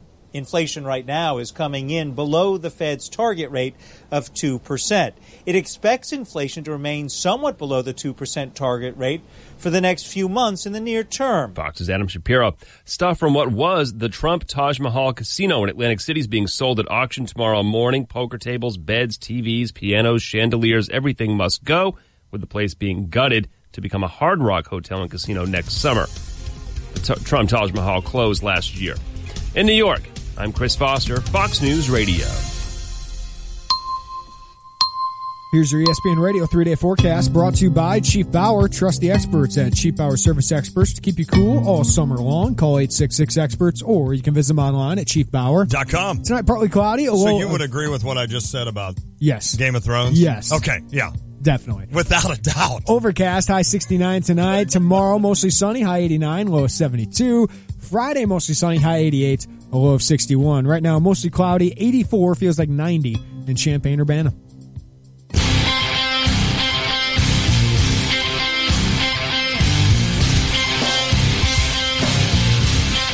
I am now 4 episodes into season 6. It's a good one, man. All right, so yesterday, or it was 2 days ago, my wife was taking a nap. Yep.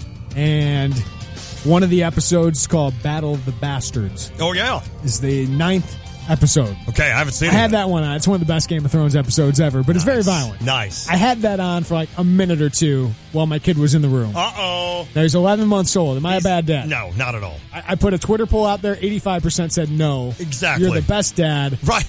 And 15%, what the heck are you doing? Torrin, this is a good show. One day when you get old enough, you need to watch this show. That's exactly what you're doing.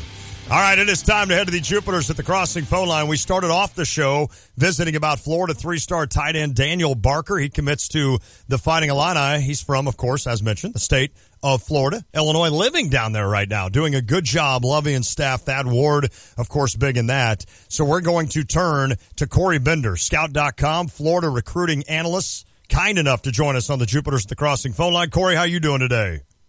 Good. How you guys doing? Good. Illinois doing a great job in Florida, and that continues with Daniel Barker. How much of a shock was this, and what kind of a player is Illinois getting? Yeah, with Barker, I mean, he's a guy that's kind of been torn the last couple of weeks. Illinois was in there. Pittsburgh was in there. Kentucky as well. But when it was all said and done, Illinois is the school he was the most comfortable with. And obviously, this is a school that does a great job of recruiting South Florida. There's a lot of familiarity, a lot of other kids he can relate to, a lot of other kids he's actually met on the 7-on-7 scene. So there's a lot of familiarity there. They're obviously recruiting him really well. And with Barker, he's a versatile guy. He's a guy who's played with his hand in the dirt. He's also split out wide as well. And he's a guy who's really successful in the red zone. He's a guy who shows really good concentration, tracks the ball very well. Does a good job at just catching those balls in traffic, making those tough catches in the back of the end zone overall. But he's a good-looking athlete. He's about 6'4", 230, a lean 232. He's a guy I think is going to fill out real nicely once he gets up to Illinois and hits that college strength and conditioning program. But he's a guy that's real mobile. Like I said, turns his head around in time, always makes himself available to the quarterback. But he's a guy, obviously, he's a good player right now, but I think he really hasn't hit that ceiling yet. And I think he'll be a good fit up at Illinois. He's a versatile pass catcher, can always move the chains. He's not a blazer, but he's a guy that makes those catches in the end zone. He knows how to move the chains for the offense. Corey, I want to ask you about some of the other commits they have from Florida, but I just want to kind of go general here to start. Lovie Smith obviously is a name that seems to still resonate in Florida. I know Ron Zook recruited that area pretty well. Forgot about that. But what have you noticed from this Illinois staff in Florida? Why have they kind of been able to get a couple kids, and especially last year, 7 kids, including a couple really good ones like Bobby Roundtree, Owen Carney, Carmani Green? What have they done well down there? Yeah, I think one of the big things, too, is they're hitting a lot of these powerhouse schools that have multiple prospects to choose from. So they're offering some of these kids that obviously have close relationships with other prospects that have that Illinois offer. And with all the talent in Florida right now, not everyone can stay in Florida. I know some of these kids want to play for the Floridas, the FSUs, Miami, but reality, that's not going to happen. A lot of these kids will have to head out of state. And playing for a new staff, like you said, Lovie Smith, he obviously coached the Bucks. A lot of these kids obviously love the Bucks growing up. They obviously are familiar with his name, obviously from Chicago, playing for, coaching the Bears as well. But they've done a great job, in my opinion, of hitting all these powerhouse schools, but recruiting multiple kids at that school.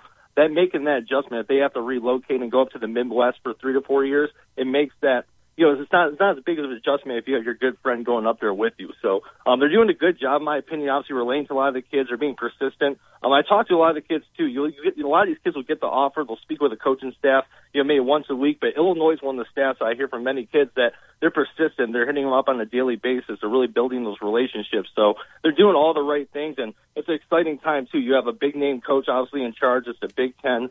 And there's obviously a lot of these kids, Florida, I know Kermani Green, he's a guy that's obviously turning heads up there early on. A lot of these kids are confident, especially the ones in South Florida. They play against the best of the best, and they see the opportunity on the table to go up to the Big Ten and possibly play early. A lot of those kids jump at that, and then obviously you throw into the mix and maybe one of their friends or teammates will go up there with them, obviously with Owen Carney and Kermani Green. It just makes it that much more appealing. So they're doing all the right things. I think they're just getting started, and like you said, I think they have about 4 commitments already for this class, and that number is probably going to get larger, as we get closer to sign day.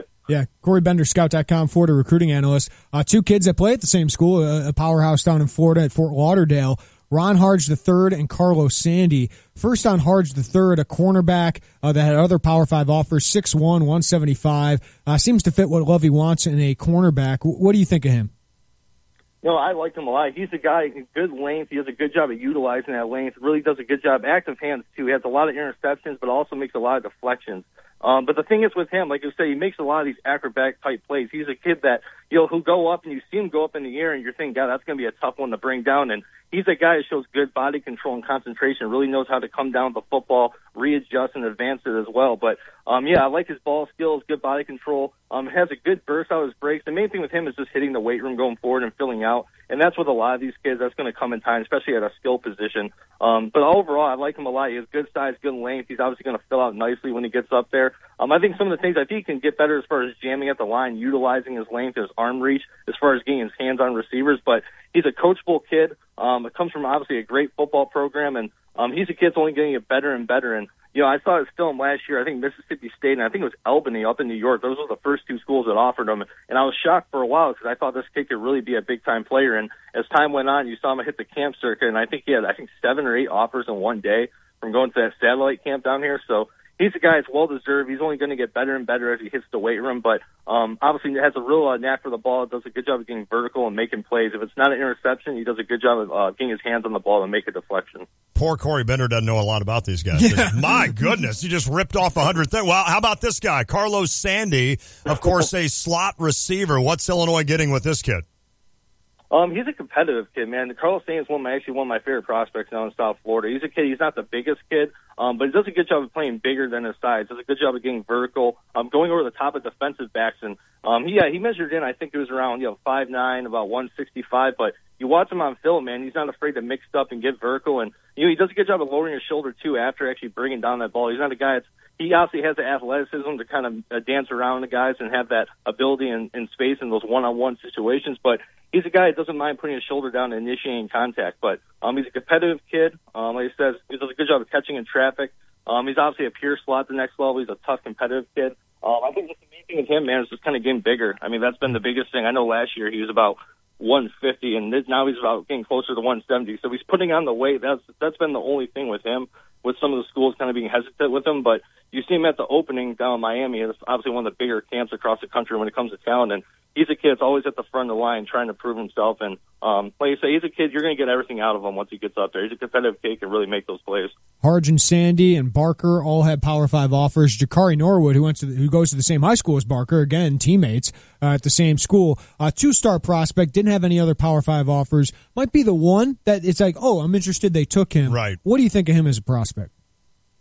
Yeah, like you said, I think you said it perfectly. He's one of those guys. He's a 2-star, but he obviously has ability to hit that 3 status. But The thing is with him, I think overall, explain where his ranking is. He's not the biggest kid, but he's also not the most explosive kid either. So he's more quick than fast. He's not a blazer, but he shows decent acceleration down the sideline. The thing you like for him, he plays for one of the best high school football programs in Florida at Deerfield Beach. So he's a guy you watch on the film. He plays against the best of the best down there. And I think going forward, he just has to work on his explosiveness and that big playability. And he's improved too. I mean, you see him from last season till now. I think he had one offer from Southern Miss for a while. And obviously he took another step this offseason. And every time I see him, he gets a little bit bigger too. So he's in the weight room. He's a high character kid. He has, like I said, good acceleration. Not the most explosive kid, but he's a tough runner too. He's a kid that does a good job pumping his legs through contact and kind of giving you everything he has. So I think going forward, just kind of work on the explosiveness.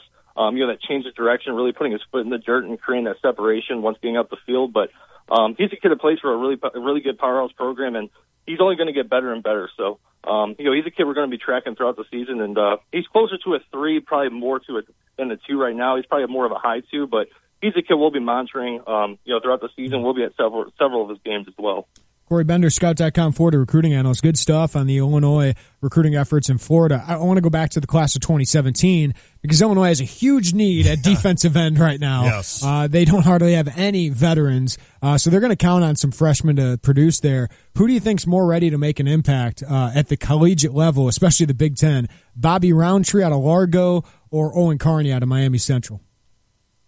It's funny because they're both kind of different players. I would say right now, I would say Owen Carney. I just think with him, he's a little bit more put together, a little bit more seasoned up too. He played Miami Central. They did a great job. He played for a few high schools down in South Florida, all 3 great coaching staffs. And he's a kid that's a little bit more advanced right now. And obviously he's a little bit thicker too. But as far as a long-term prospect, I really like Roundtree. I thought that was an outstanding gift for Illinois. He was an Indiana lean for quite some time. And once Greg Fry, he went to Michigan. I know that hurt them quite a bit as far as their recruiting efforts at Largo. But I think long term, I like Roundtree a lot at 6'5". I don't know what he's weighing at right now up there, but he has a long frame. Is really going to fill out. He does a good job of turning the corner, real explosive. Does a good job of maintaining body control too. But I think right now, Carney for sure. He played for a really good program, real coachable, shows decent technique as well, and he's a confident kid. I've always liked Owen Carney. He's a kid that's been really confident from the get go. Believes he's the best player on the field when he gets out there, and he's a kid that's not going to talk a lot, but he's going to give you everything he has. And so you say he's a great looking prospect. Him and Kermani Green both at Miami Central. Yeah, I want to ask you about some of the offensive guys too. Mike Epstein was committed for 600 and something days Right. through 3 different head coaches, and he ends up actually signing with Lovie Smith. Kermani Green was here this spring, and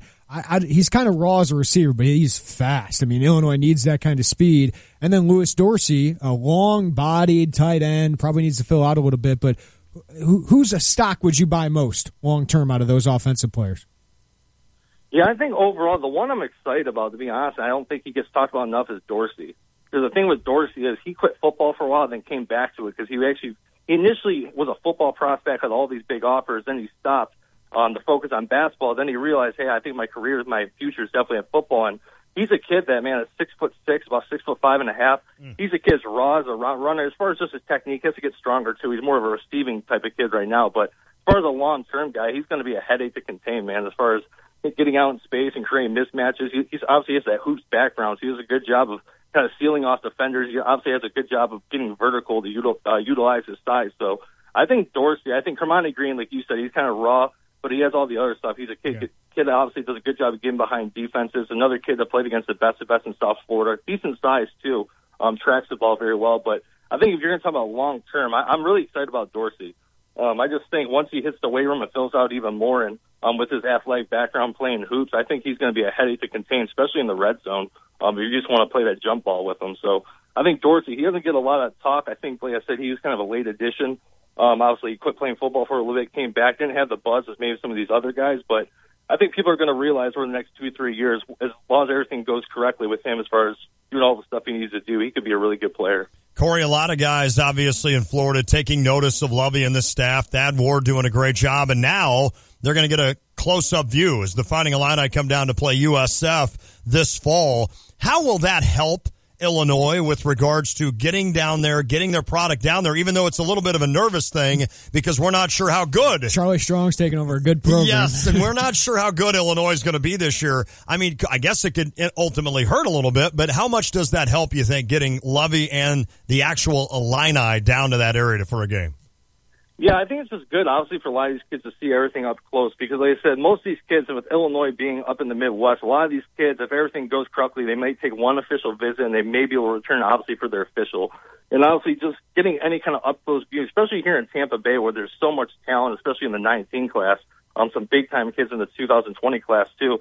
I just think it's a good opportunity because, I mean, with USF, I mean, obviously, a lot of kids come to see USF, but when they see Illinois in the schedule, it's a Power 5 school coming down to the local school, and they kind of look at Illinois as kind of the big dog in that game. So a lot of these kids, it's a good opportunity to stay local, kind of see up close, what kind of brand of football, what they're putting out there. And I just think overall it's just good because, I mean, they have the camp circuit too, but that's more teaching. That's more hands-on at satellite camps. You really don't get to see Illinois' brand. That's more teaching. So I just think getting down here, I think it's the whole travel thing. I think down here, some kids could obviously get up there in the summer to go see campus and everything, but I mean, most of the time, it's the one time they're going to get up there is for an official visit. And sometimes that's after the season where you don't really get to see everything up close as far as their on-field play. So I think going forward, I think it's just, like you said, playing some of these Florida schools down here, it can only help. And obviously there's a countless amount of kids down here that would love to play for Illinois. So I'm sure when they come down here, they'll be a well-represented sideline with a lot of prospects for sure. A lot of talent down there in Florida, and Corey Bender covers the heck out of it. Scout.com, Florida recruiting analyst. You can follow him on Twitter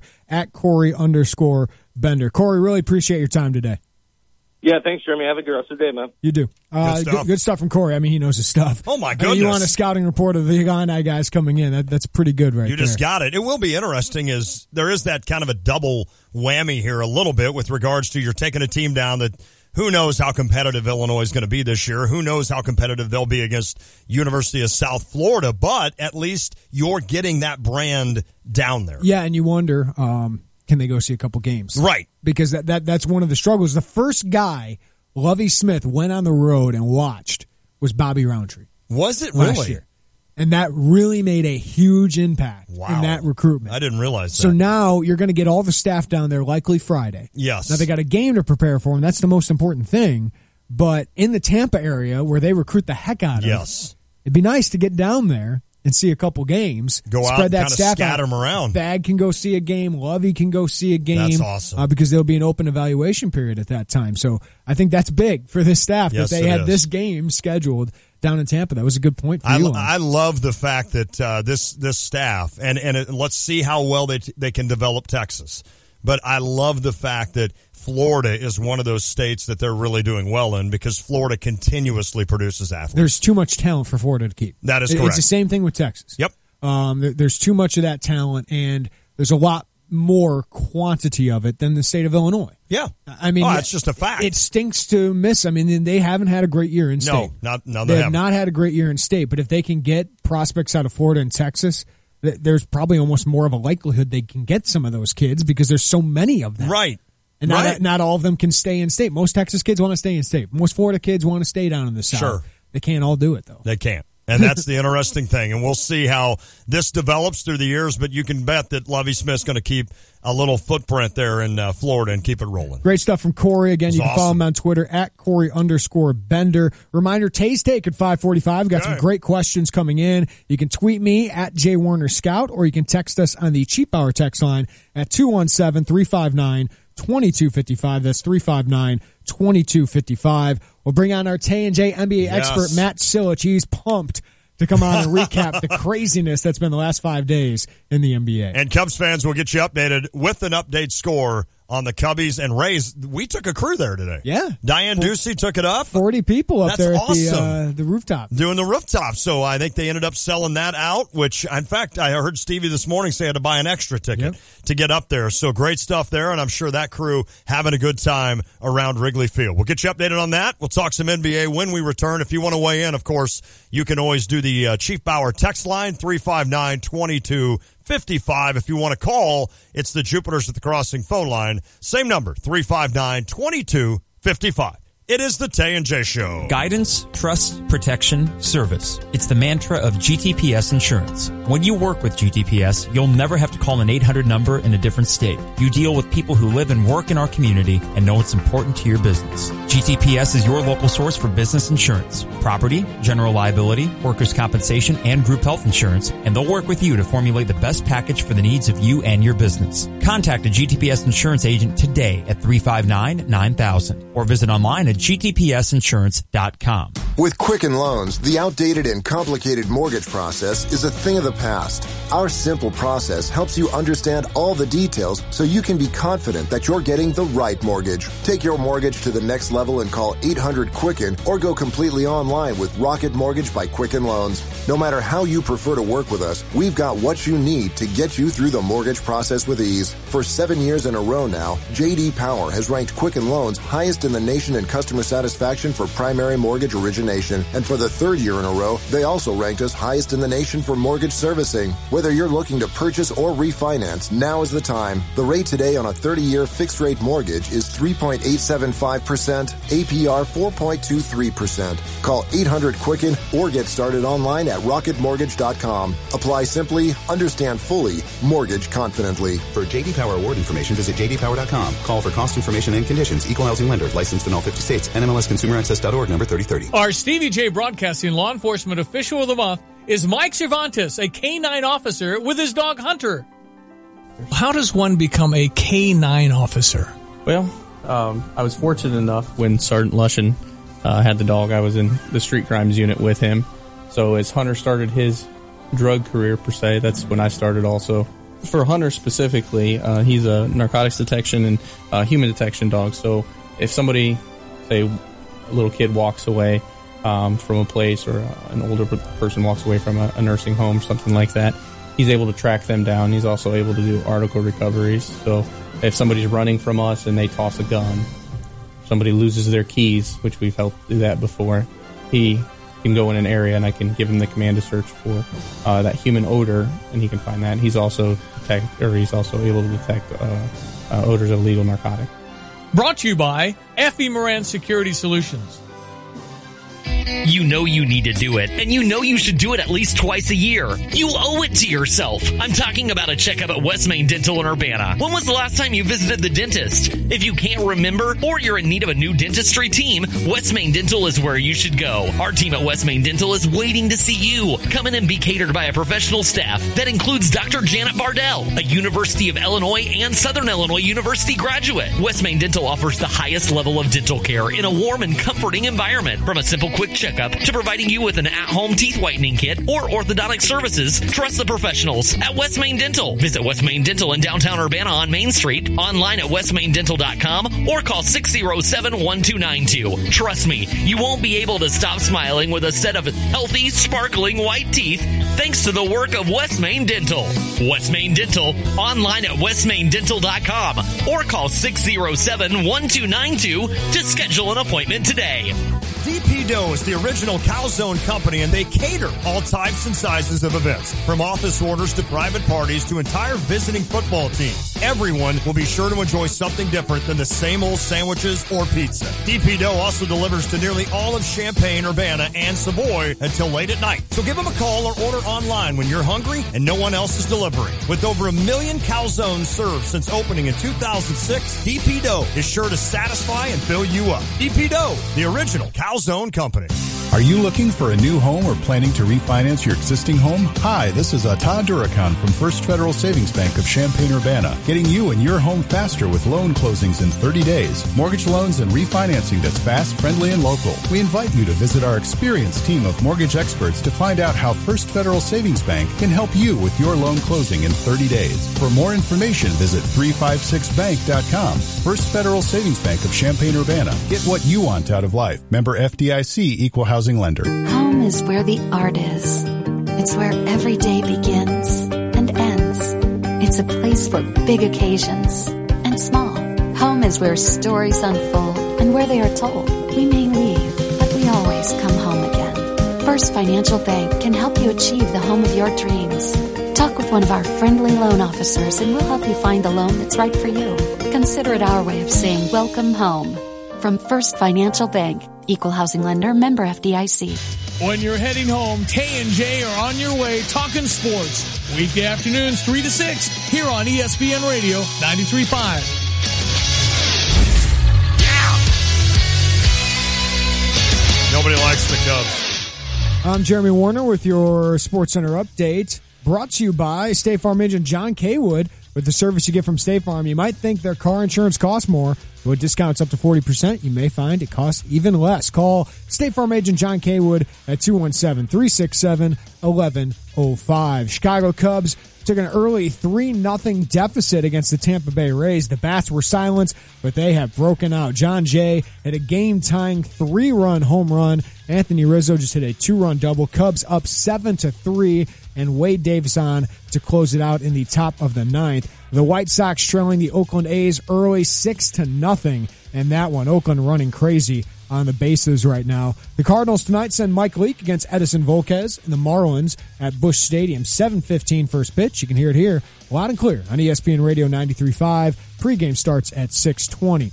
3-star tight end Daniel Barker gave the Illini some fireworks on the 4th of July. The 6'4" tight end committed to Illinois over other offers from Kentucky, Pittsburgh, and Utah, to name a few. Illini now have 9 commitments in the class of 2018, 7 of which have committed during the last month. Former Illini basketball player Jalen Coleman-Lands announced he will transfer to DePaul. That's where his prep coach Shane Hireman just joined as an assistant. Illini host DePaul this season, but Coleman-Lands will not play in that game. He must sit out next season due to NCAA transfer rules. He will have 2 years of eligibility remaining.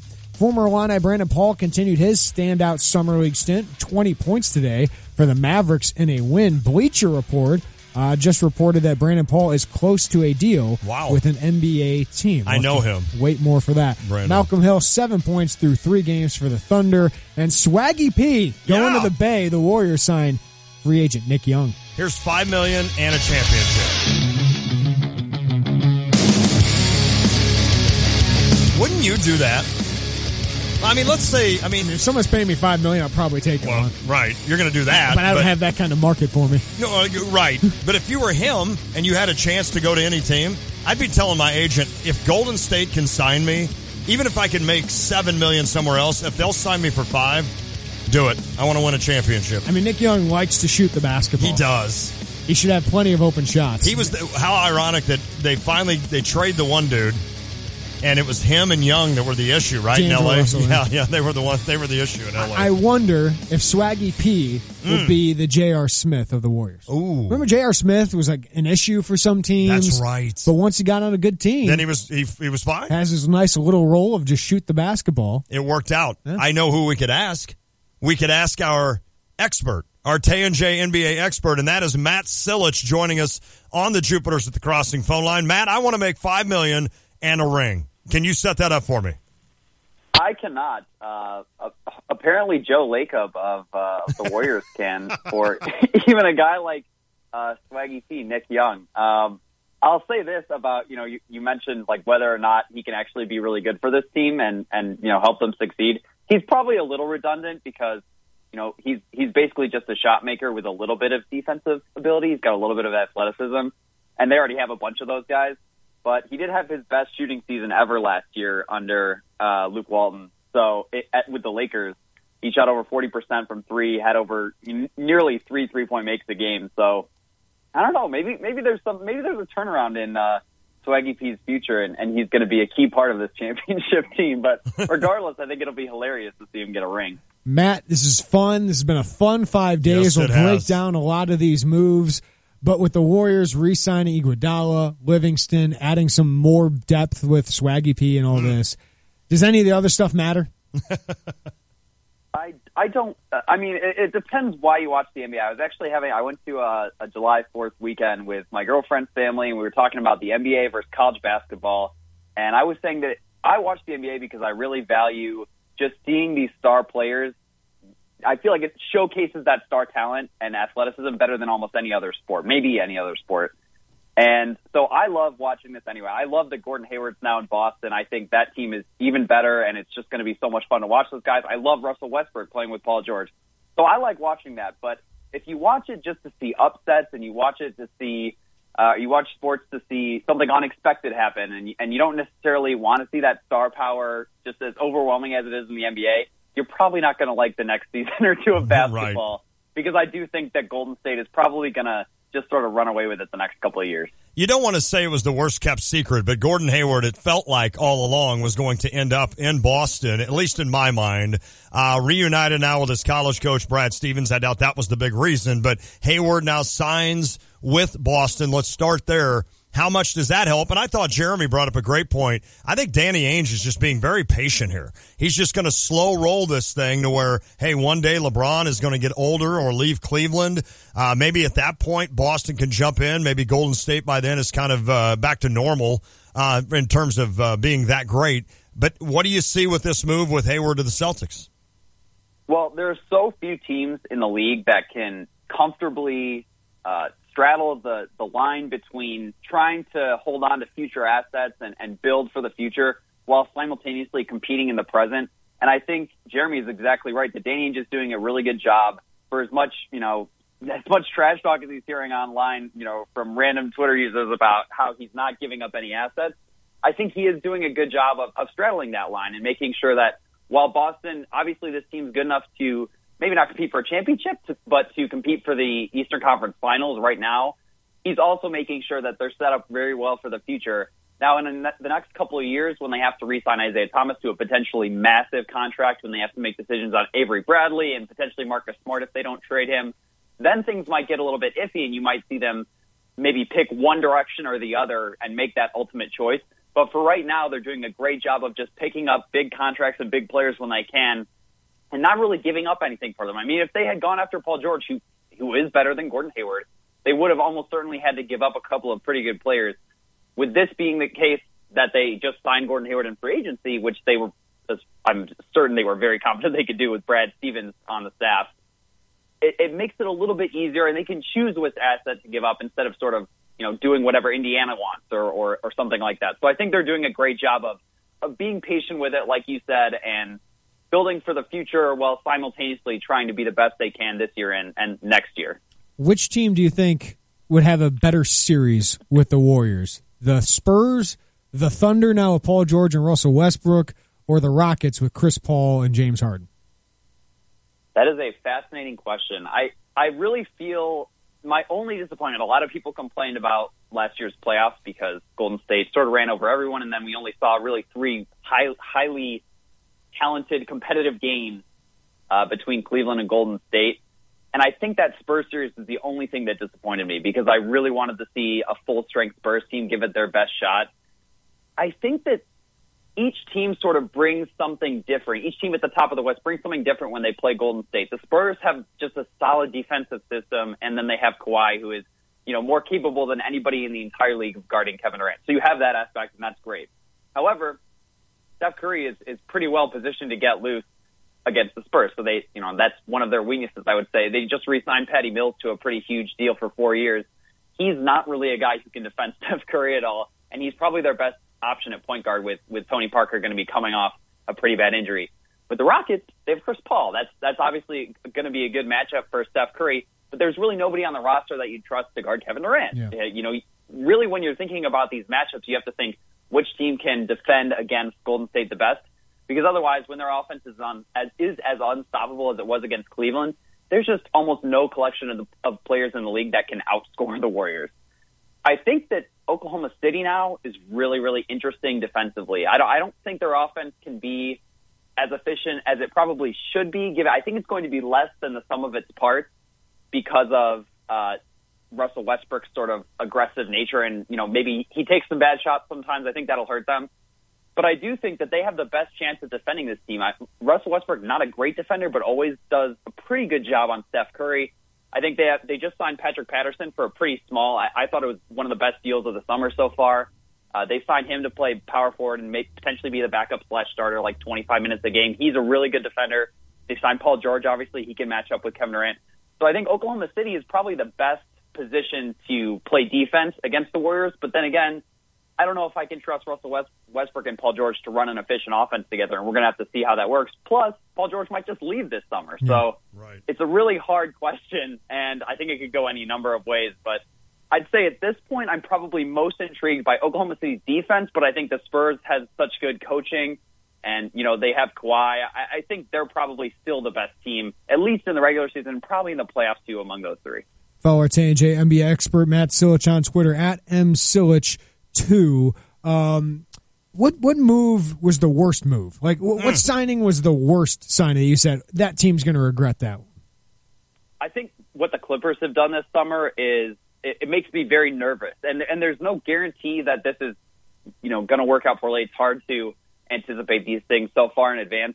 But signing Blake Griffin for 5 years and $173 million, I am a Blake Griffin fan. I think he has a lot of value for this team. But when you lose Chris Paul, which I think you obviously, Chris Paul wanted to go, but you still have to make that that's a part of their offseason. They are responsible for making him want to come back, and they didn't do that well enough. They may have gotten a pretty good return for him and Patrick Beverley, Lou Williams, some other guys, but I think that's a huge bummer. Then you lose, then you bring back Blake Griffin, but he's not going to be as effective without Chris Paul. And then you sign Danilo Gallinari through a sign-and-trade, complicated deal. But they gave up some assets in that as well. They gave up a first-round pick. They gave up a second-round pick. It just seems like this team, and with Doc Rivers as their GM/coach, they just don't know how to handle assets properly, and they don't understand the value of future assets. I just think they don't get that injury risk is something that should be taken into account when you're signing these players to gigantic deals. Blake Griffin has had a hard time finishing a full season. Danilo Gallinari is a guy they signed for 3 years, $65 million. That's kind of a long time. That's a lot of money for a guy who has really struggled to stay on the court. So I'm nervous about those deals for them. I think they're the team that I'm probably watching as the one who might have the biggest drop-off this year, and they might look really bad a couple of years down the line. Matt, the Pacers, of course, with Paul George, they get Oladipo and they get Sabonis. What'd you think of that? I know a lot of people think that the Pacers just kind of gave up. Paul George didn't get a lot back. I know they get an Oladipo guy. He's a popular kid, played at Indiana. Sabonis, I think, can be a really good big man for a lot of years in the NBA. Did the Pacers get wrecked in that deal, or is it a little bit better than a lot of people think? Yeah, I think most people are really ripping into the Pacers for this deal, and I think for me, this how you view this deal depends on two things. And the first is the potential of Victor Oladipo to turn into maybe a second best player on a good team one day. At this point, he's not there yet, and we saw that, I think, with Oklahoma City. He was probably not the second best player on that team, but he was up there in the higher echelon, and he just wasn't that effective in the playoffs, not when they needed him to be. So I think I personally like Oladipo more than a lot of other people do, and I think when he's not around Russell Westbrook, I didn't think that backcourt was the best fit. I think he might benefit from a little bit more time with the ball in his hands, and I think he'll get that in Indiana. So I like that aspect. And Victor Oladipo was probably the most interesting young player they could have gotten in a trade. So I think that was why they went that direction, as opposed to the other main option for this, which would be to trade with Boston and probably get back something like Avery Bradley or Marcus Smart or Terry Rozier or even Jay Crowder or some combination of two of those guys and maybe a pick. But they weren't going to get a top 10 pick or a top 5 pick in the coming draft for Paul George because they just had no leverage to do that. So I think if you're doing that, getting essentially a guy who Oladipo is pretty old now. I think he's 24, 25. But he still has a lot of potential that I think is untapped, and he is probably the single best asset they could have gotten. So I don't necessarily think that this is a bad trade for them. I also think people are underestimating the fact that Paul George has made it clear that his intention is to go to L.A. He really, really wants to play for the Lakers, and I think people are viewing this as though playing with Russell Westbrook will convince him to stay for 3 or 5 more years. I just don't think that's the case. Everything we've heard about Paul George seems to indicate that he doesn't really care as much about competing as he does about going to play in L.A. And I think in a year down the line, this might look a little bit different in people's eyes.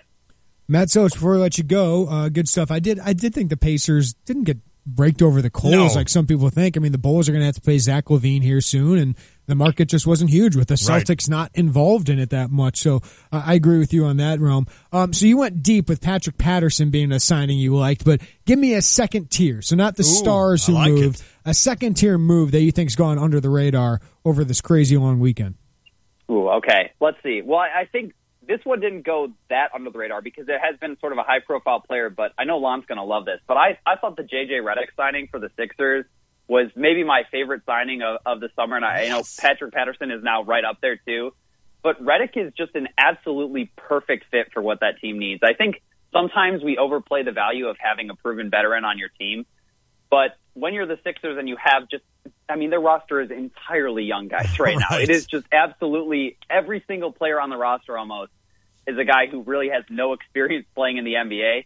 And J.J. Redick is sort of the ideal role model, a guy who came in with a certain set of tools and used those very well. for a time, but then he really became a new player over the course of his career, and he kept reinventing himself, and he understood what the league valued and what they needed from him. Not only that, he's an absolutely fantastic shooter, still a guy who, is going to fall off defensively, and they got him on only a 1-year contract. I know you're paying a lot of money. $23 million looks like a gigantic price, and it is, but this team was not going to do anything else with its cap space this year because, frankly, there was nobody else to spend it on. They need to keep that space for future years when they're going to have to extend some of these young guys like Embiid, Simmons, Fultz. I really like that idea of just having a short contract. There's almost no risk. Even if JJ Redick gets hurt all year, what do you care? I mean, he hasn't gotten hurt before, and you're not making the playoffs anyway, most likely. So I really like that. I think he's going to be a really, really good locker room presence for him. And I just think they did a really nice job this summer of finding a couple veterans. And they also brought in as well Amir Johnson, who not quite as beneficial on the court, but and again, not quite as good a fit. But I really just like that, the idea behind that JJ Redick signing of just getting a guy who you really can use on the court as well as off the court with a locker room that might be a little bit challenging this year. I'm fired up for Sixers basketball. Wait a minute. They're not going to make the playoffs. Probably, you're right, Matt. But somebody in the East has to. Somebody's got to, right? We know Boston, Cleveland, Toronto solidified themselves as a top 4 seed the next couple of years. They won't be championship caliber, but hey, somebody's got to be a 3 seed. Washington, we'll see what happens with Otto Porter, but obviously they're going to be a team. Milwaukee with Giannis and those guys getting better. After that, I mean, it feels like Miami, Charlotte, and Detroit could make the playoffs with maybe 35 wins, but who else can sneak into that conversation, Matt? It's going to be a little bit rough for the next few years. I think the Sixers actually are a bit in the conversation this year. Now, people have to remember that you have to, temper your enthusiasm a little bit because rookies tend to be a lot worse just in terms of creating winning basketball than we think. But I do think you're right that, after that top tier of Boston, Cleveland, Toronto, and the Wizards, I think it really falls off. The Hawks look like they're prone to just go tank for a year or two and then try to rebuild. The Pacers seem to be doing a similar thing. I think you might see the Bulls slip in there, even with some young guys. They have some that would be. That's not part of the plan, man. But they have enough veterans still on the roster. It'll sort of depend, what are they going to do with Dwayne Wade, and we'll see what happens with Rondo eventually. But I think the Heat also will be a team that will slip in. Like you mentioned earlier, they're sort of in that Detroit and Charlotte group.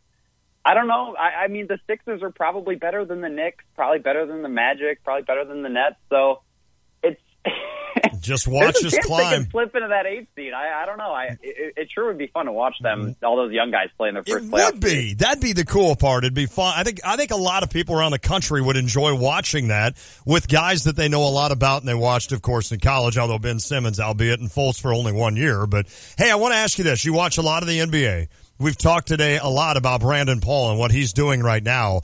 Is there a spot in the NBA for Brandon Paul? And how about Deron Williams? Will he come back? Will he try to play again this year? Yeah, Deron Williams should be back. The question is where. Cleveland just signed Jose Calderon to a minimum contract, likely to be their backup point guard, which probably means Deron Williams is gone. But I think he was valuable enough in the regular season for them, and he showed enough that he'll probably get picked up somewhere. Right now, the point guard market in the NBA is just really, really deflated for some reason. And, the first few guys like Drew Holiday and George Hill and Jeff Teague got big contracts. And then after that, it's probably going to be slim pickings, but he will get taken on somewhere. He's good enough that somebody will want him. As for Brandon Paul, I mean, he's a good enough shooter that I think there's a demand for his skill set just about anywhere. It probably won't be with a contender because, he just doesn't really have the defensive ability, I think, or the size to stay on the court at this point. That being said, I do think that he could provide a role for one of these younger teams. I mean, even a team like the Sixers, I think they had a look at him in Summer League last year or the year before and maybe even signed him to a short contract. So a team like the Sixers, the Lakers, the Nets, teams that are just looking for any sort of talent infusion and maybe a little bit of shooting to pair with some of their guys who they want to develop as playmakers, I think he certainly has a role with those sort of teams. I would take it. Matt Silich, excellent job, my friend. Tay and J, NBA expert. Jeremy, read his Twitter again. At MSilich2. That's it. At MSilich2. Matt, we always appreciate it, my friend. Thanks so much, guys. Do it again. Matt Silich. I love his I love talking NBA. Yeah. Hey, by the way, on the NHL. Something happened in the NHL? Kind of.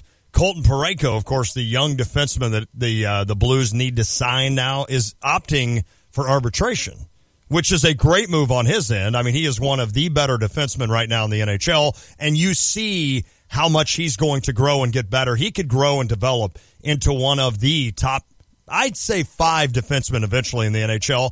So he's going to opt for arbitration, which is what the Blues expected. They're going to have to pay him some money, and he deserves it. Connor McDavid, 8-year contract with the Edmonton Oilers. I love it. So Edmonton not going to lose another star. I love it, right? I mean, that's the thing to do. And watch for Edmonton. Here in a couple of years, they're going to be a team definitely to watch out for. All right, if you want to weigh in, 359-2255. That's 217-359-2255. Last week, I took a longer trip, to go visit a former Illini. I wrote that story today. I'll talk a little bit about that experience and what you thought of it, Lon. I will do that. We'll do that next. It's the Tay and J Show. When you hit the brakes in time, but the guy behind you doesn't, get it to Gerber. When your teenager puts the dent in Stu Dent Driver, yep, get it to Gerber. Gerber Collision and Glass. Call 877-7-GERBER. Gerber comes highly recommended. With Quicken Loans, the outdated and complicated mortgage process is a thing of the past. Our simple process helps you understand all the details so you can be confident that you're getting the right mortgage. Take your mortgage to the next level and call 800-QUICKEN or go completely online with Rocket Mortgage by Quicken Loans. No matter how you prefer to work with us, we've got what you need to get you through the mortgage process with ease. For 7 years in a row now, J.D. Power has ranked Quicken Loans highest in the nation in customer satisfaction for primary mortgage origination. And for the 3rd year in a row, they also ranked us highest in the nation for mortgage servicing. Whether you're looking to purchase or refinance, now is the time. The rate today on a 30-year fixed-rate mortgage is 3.875%, APR 4.23%. Call 800-QUICKEN or get started online at rocketmortgage.com. Apply simply, understand fully, mortgage confidently. For J.D. Power award information, visit jdpower.com. Call for cost information and conditions. Equal housing lender. Licensed in all 50 states. NMLSConsumerAccess.org number 3030. Protect your future with AA Marshall Home Inspection Services. Buyer's inspection with a buyback guarantee and seller's inspection. No surprises before closing. Owned by me, Aaron Allenbaugh, and my wife Kim, and serving all of East Central Illinois. Get more details and schedule your inspection today at aamarshall.net. Out of town or just out of time? With Busey's Mobile Deposit, you can skip the line and deposit checks whenever you want, wherever you are. It's as easy as sign, snap, and send. Visit Busey.com for details, or download the Busey mobile app for smartphones and tablets to securely access your account when it's convenient for you. Busey, your dream, our promise. Member FDIC, Equal Housing Lender. You don't need a thermometer to tell you it's hot and getting hotter, but you might need Scott's Turf Builder with Summer Guard. Right now, you can save up to $10 at the Home Depot. Turf Builder with Summer Guard helps lawns absorb water and nutrients, guarding against longer days, higher heat, and little rain. In other words, summer. Be on guard with Scott's Turf Builder with Summer Guard. And right now, save up to $10 from the #1 retailer for Scott's fertilizer, the Home Depot. More saving, more doing. Valid through July 5th. The 4th of July savings are heating up at Champagne Surplus. Save 30% on Patagonia, The North Face, Kelty, Sorel, and so many more great brands in store. Whether you're spending the holiday camping with the family or just barbecuing in the backyard, the 4th of July sale has the gear you need, from backpacks and tents to sundresses and sandals. Plus, check out their awesome selection of 4th of July apparel from Vineyard Vines. And don't forget, Champagne Surplus is CU's only authorized Patagonia and Vineyard Vines dealer. Don't miss the 4th of July sale happening now at Champagne Surplus, 303 South Neal Street, downtown Champaign. Check out the new BMW of Champaign. It's not like the old Twin City. They have new on-site local ownership since 2013, along with a new state-of-the-art facility. With a Customer First Service Award winner for 2015, BMW of Champaign does business your way. Yes, they have tons of cars. Yes, they'll get you what you want. Yes, they discount, deal, and even pick up and deliver. So stop in, ask for Ben, and give BMW of Champaign a look. BMW of Champaign at the corner of Neal and Burwash in Savoy. Hi, it's Stevie J. Start your day with me along with Diane Ducey, weekday mornings 7 to 9, here on ESPN Radio 93.5.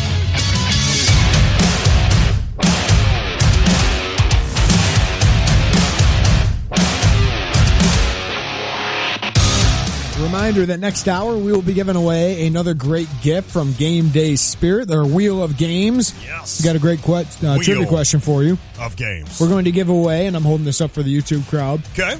The Oskiwawa, Illinois license plate holder. I like that. It's classy. It is cool. So we'll do that next hour. Is that real metal? I don't want to bend it. Yeah, I don't think it's real metal. No, I don't think but so. It's nice. But it's still nice. Yeah. And you see it a lot around campus. But I like this one at the top. It says Oski Wow Wow. So that's pretty cool on that. So, yeah. Next hour, you've got your chance. We will ask you a trivia question.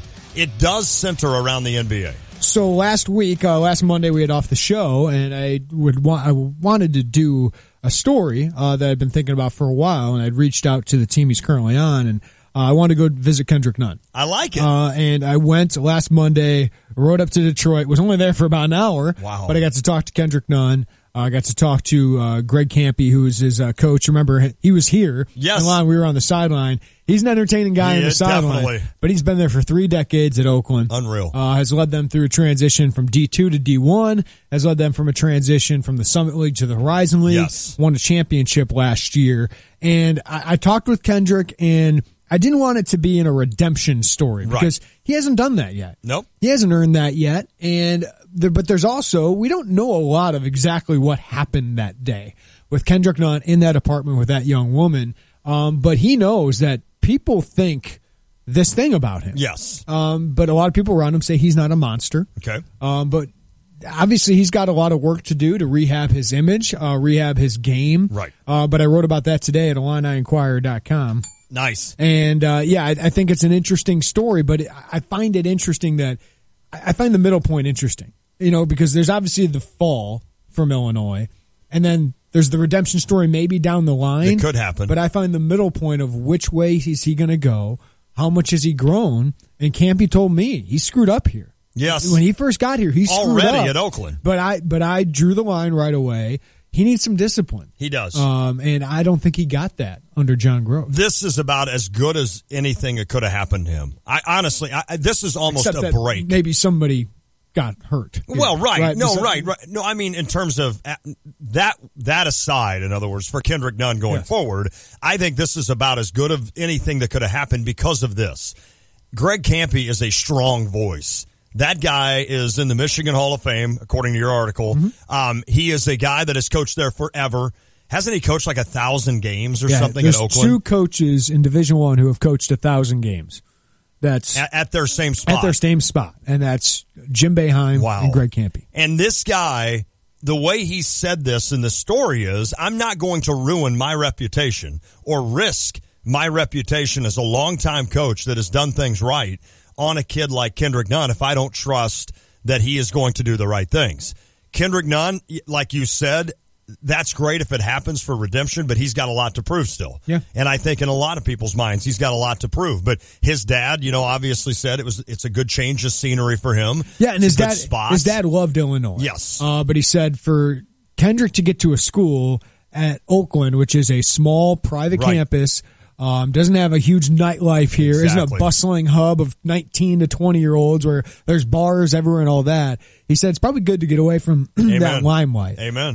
But also I think it's good that he's got this kind of coach, and he's been humbled a little bit. Yes. I mean, when he got booted out of Illinois, I think Kendrick expected all these big-time programs to come after him.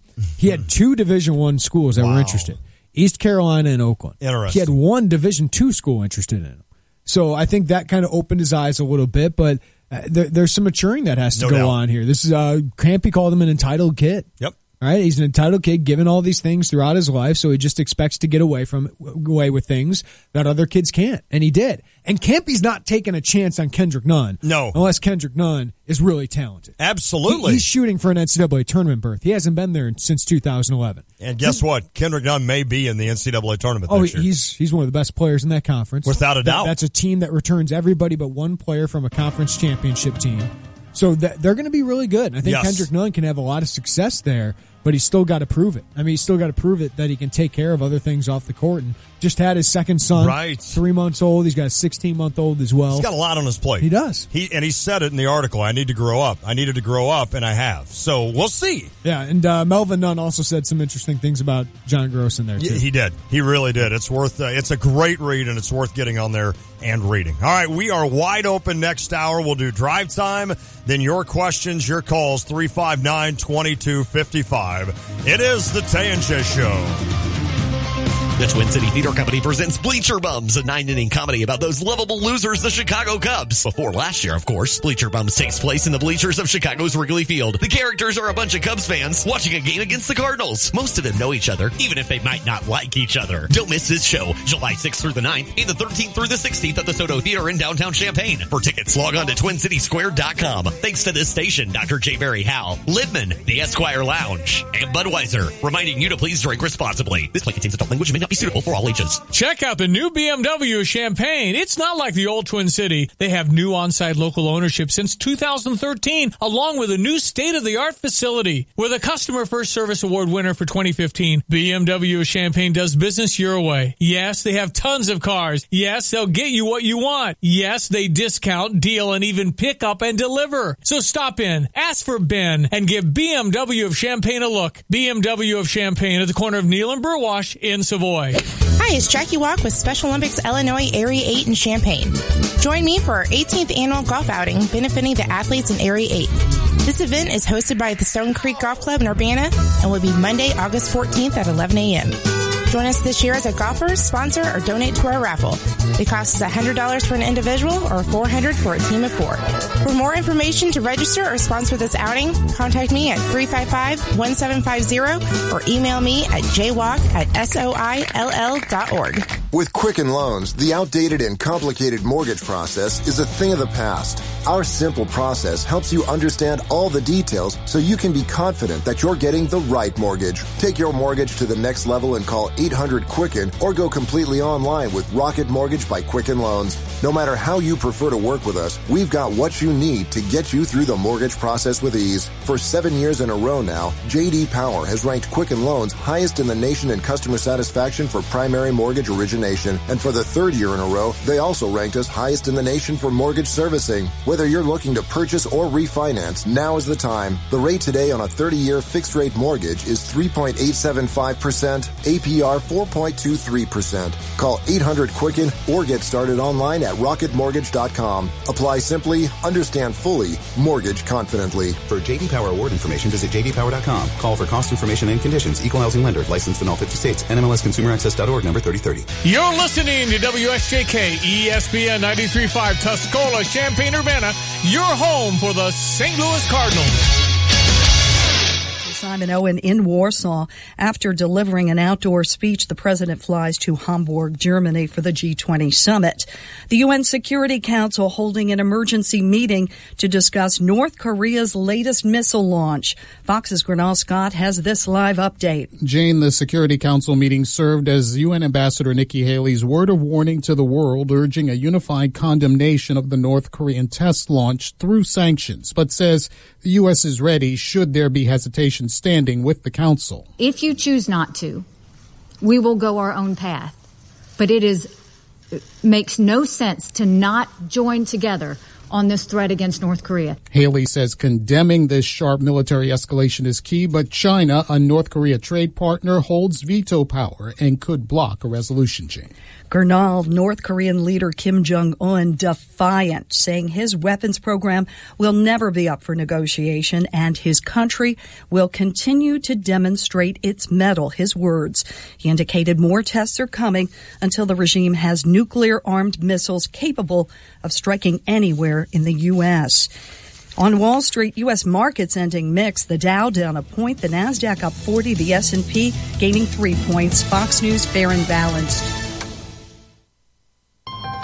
Just announced, during the Ford Summer Sales Event, get 0% financing for 72 months, plus an additional $1,000 on top of your trade-in. It's summer's hottest deal on vehicles like Ford Focus, Fusion, Escape, and Edge. Offer ends July 5th. Take on summer right with Ford, America's best-selling brand, and save big across a full lineup of Ford vehicles. Get 0% financing for 72 months, plus $1,000 on top of your trade-in. Hurry into the summer sales event, going on now only at your Ford dealer.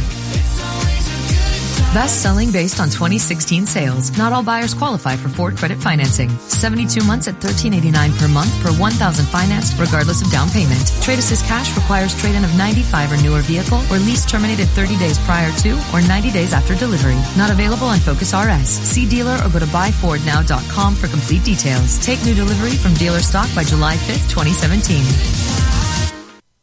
In store for several western states. Not good news for firefighters battling wildfires. Fox's Jessica Rosenthal has the latest live. Jane, the nation's largest fire in Utah is coming under containment, but new fires just keep popping up. Robin Boyles with the National Interagency Fire Center says there are 28 large uncontained fires today. Triple-digit weather in parts of the Great Basin are adding to the dangers. The most active area for fires is in Arizona, but there are 3 storm systems that are coming up from the Gulf. This monsoonal pattern that's starting to set up will increase humidity and bring cloud cover. And possibly rain. But Boyle says the problem is those storm systems eventually dry out but are still active, bringing the risk of dry lightning strikes to the north and west. Jane. Thanks, Jessica.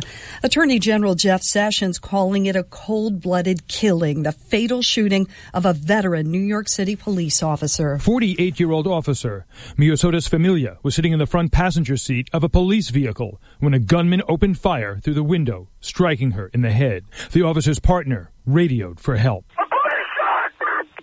Minutes later, in a block away from the crime scene, cops confronted the shooter, who was armed with a silver revolver. 34-year-old Alexander Bonds was shot dead. Bonds, who lived in the Bronx, had a long criminal history and posted an anti-police rant on social media. In a video recorded in September, he said, quote, "It's time for people to rise up." Still, no motive why he opened fire on Officer Familia, who leaves behind 3 children. In New York, David Lee Miller, Fox News. Despite an increase in crime, the state of New Mexico is reporting record-breaking tourism numbers.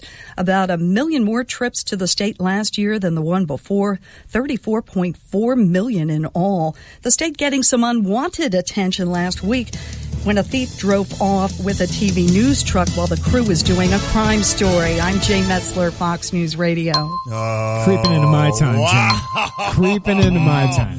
That was an interesting story, though. I can't imagine doing a live shot and somebody jumping in and just taking your truck.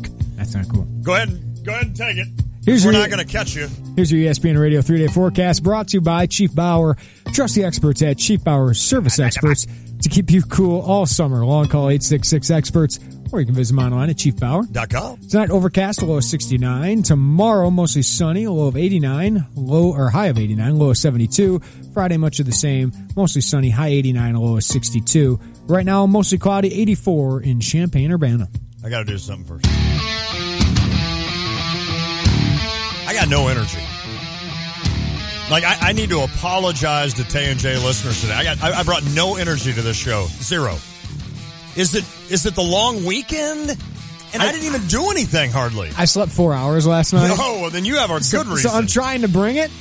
No, you're doing a great job. You've brought it. I think you're doing a satisfactory job. I'm doing satisfactory. Like if I had the report card in second grade, yes, I'd have the S there. But it's just lacks energy. It would be the comment by the teacher. Which, how many times in your life have you been told lacks energy? Not very often. Not very often, because normally on my report cards it would be Lon does well, is doing fine, talks too much. Always. See, I didn't know this because my kid is really rambunctious. Yeah. I was that way as a kid. You and were? when I went to school, my parents were really worried about me. Oh, no. But then I went to school and I was really quiet. You were cool. I was like attentive. I was doing all that. Parents hate that. But then I'd come home and I'd go crazy. Yes. Right? Yes. So I didn't know that I was like really rambunctious as a kid. So I always blamed Tiff on our kid just not settling down. Okay, I got it. I guess it's my fault. I would just probably go ahead and fall on that sword, too. Yeah. I would go ahead and just take the blame on that one. That. Just for the heck of it. You ready to do drive time? Yep. Maybe this will energize me. A little 80s rock.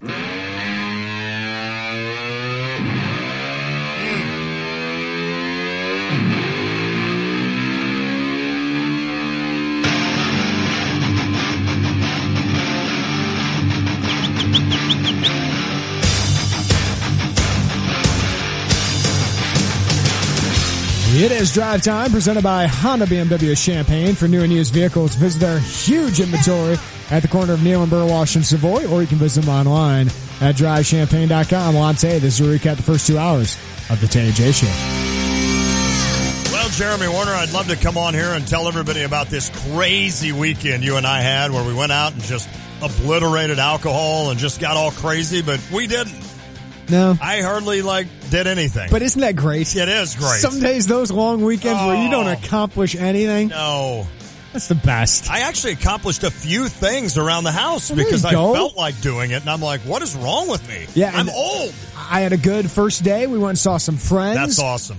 My little boy, Torrin, was able to spend time with my best friend from college's little boy, Theo. Oh, that's cool. But I think that also got him sick. Yes. And the rest of the weekend. Way to go, Theo. Was pretty miserable, yeah. Not getting high on my list right now, Theo.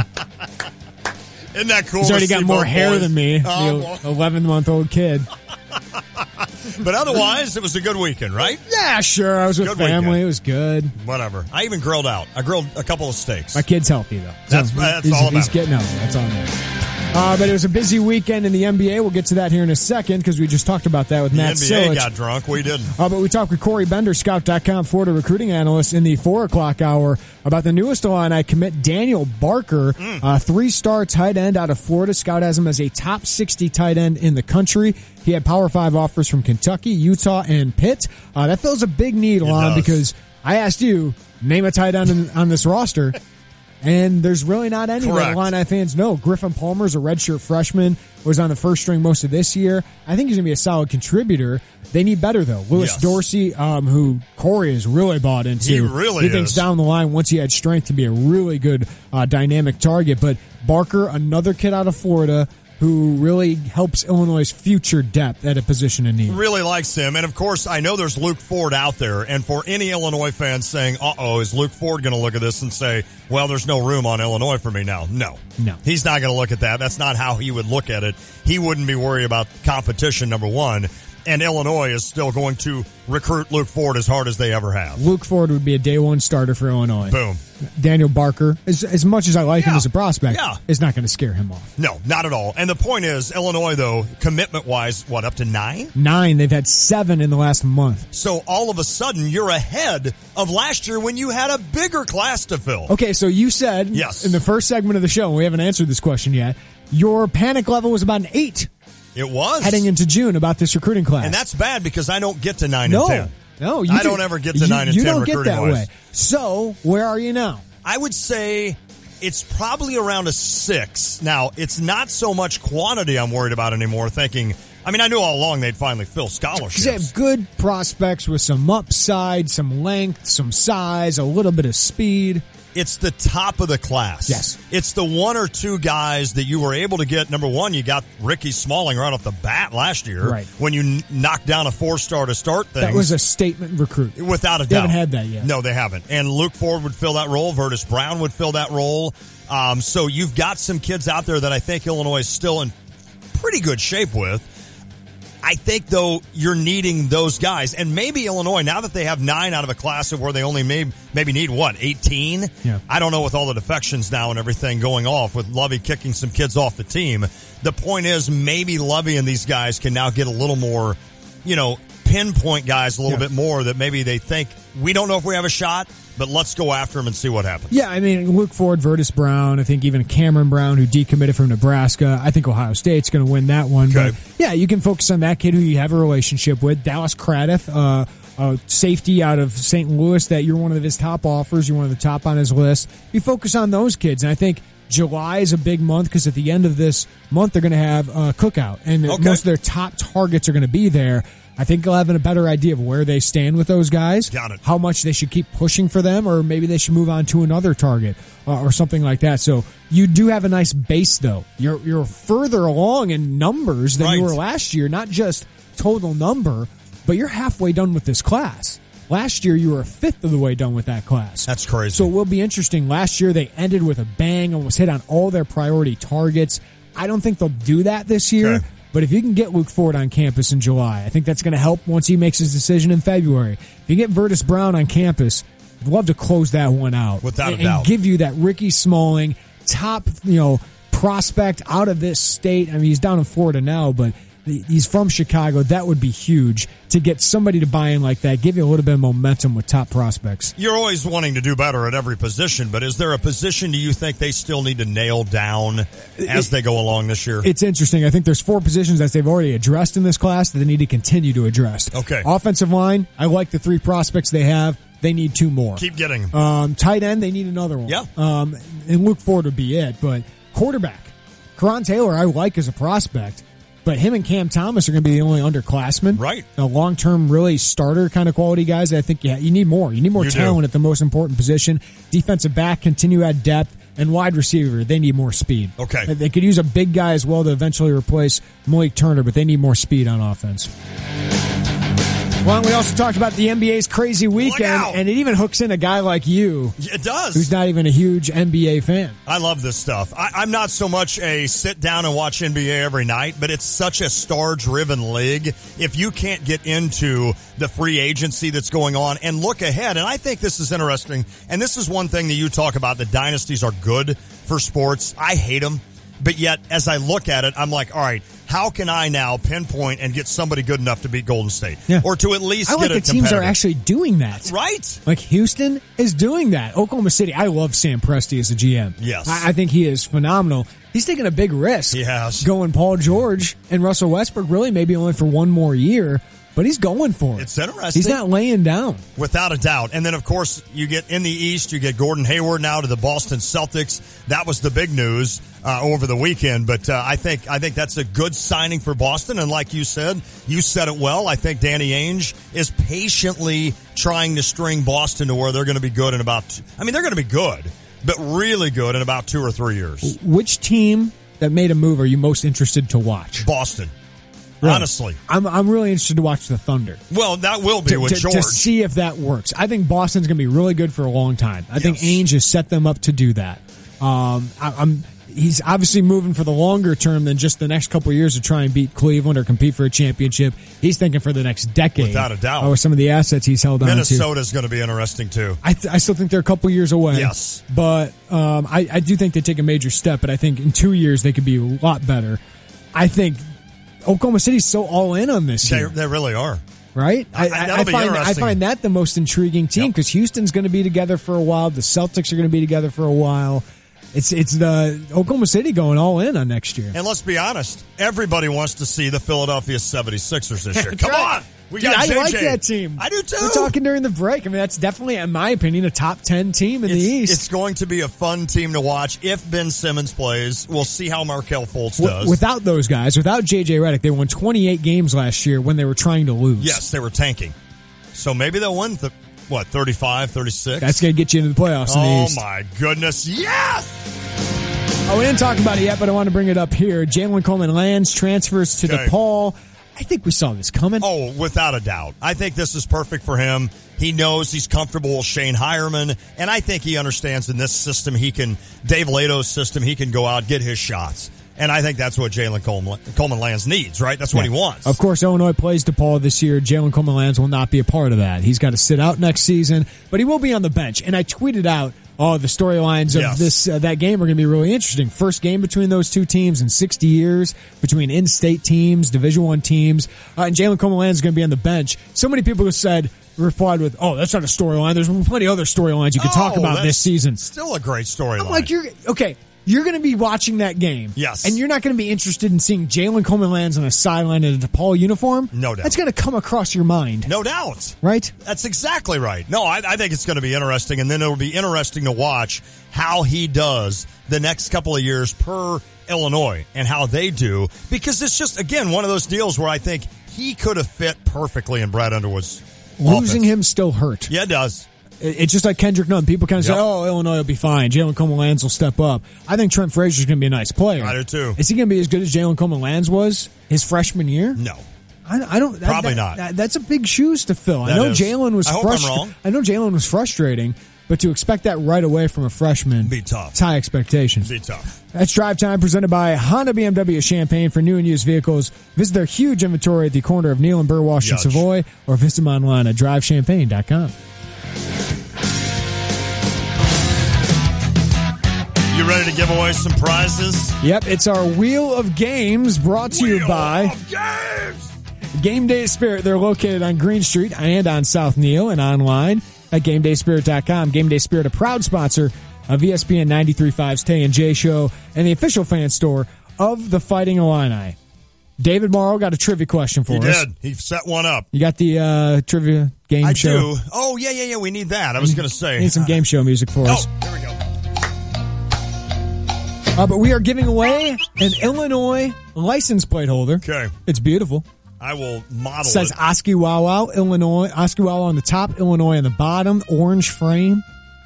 Nice metallic finish. I like it. Yeah, it's really nice. So we'll give that away to the first one to get this question. That'd look good with AZ cards in the middle. At 359-2255. 217-359-2255. We'll take the first texter. Okay. To 217-359-2255. A text question, not a call question. Got it. All right. Darren Williams, in his career of active players, I think was what? Top 5 guys in career earners in the NBA, Darren Williams is. So obviously, he's made more money in the NBA than any former Illini. Yes. Who's number 2 on that list? Of former Illini, who's made the second most amount of money playing in the NBA? This is per Basketball Reference, and this is to date. To date, right now. Right now. Okay. Who's made the most money from NBA paychecks? That's important. That's a very important qualifier. Very important. So 359-2255. That's 217-359-2255. To date, who has made the second most amount of money from the NBA for a former Illini? I like it. All right, we have no right. We have no correct answer yet. 217-359-2255. I will give you this because it's to date. Yep. It's not a current That NBA is player. Well done. Well done. And this is text 359-2255. When or when we return, your calls and questions. It's the Tay and J Show.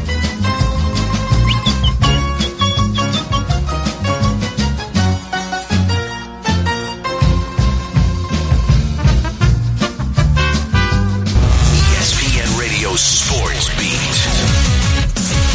From Charlotte, here's Dari Noka. I feel for you, Utah. I really do. Hope you shot off some killer fireworks last night. Painted the sky red, white, and blue in honor of this great nation we call home. Anything to take your mind off of what happened shortly before you lit your first sparkler.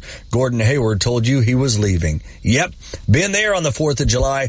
Well, sorta. See, just last year, we Thunder fans thought we were the favorite to keep our guy, Kevin Durant. Turns out, of course, we were wrong. Now, I think in your case, Utah, you were the underdogs from the get-go. Hayward's talking to Miami.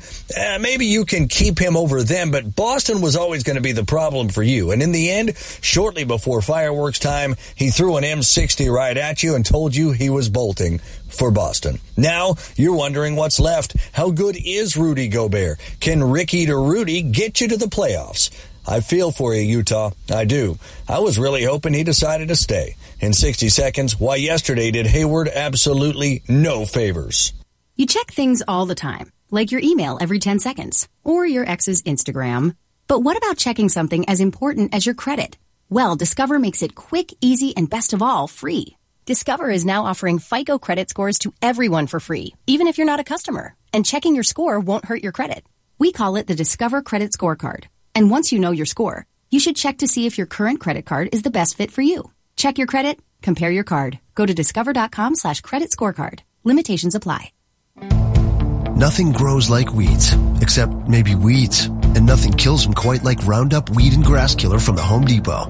Right now, the 1 gallon ready-to-use size is a special buy at just $8.97. Roundup kills fast. At the root, you can see results in just 3 hours. They may grow like weeds, but you can stop them even faster. Roundup Weed and Grass Killer, 1 gallon ready to use, now just $8.97, only at the Home Depot. More saving, more doing. Valid through July 5th.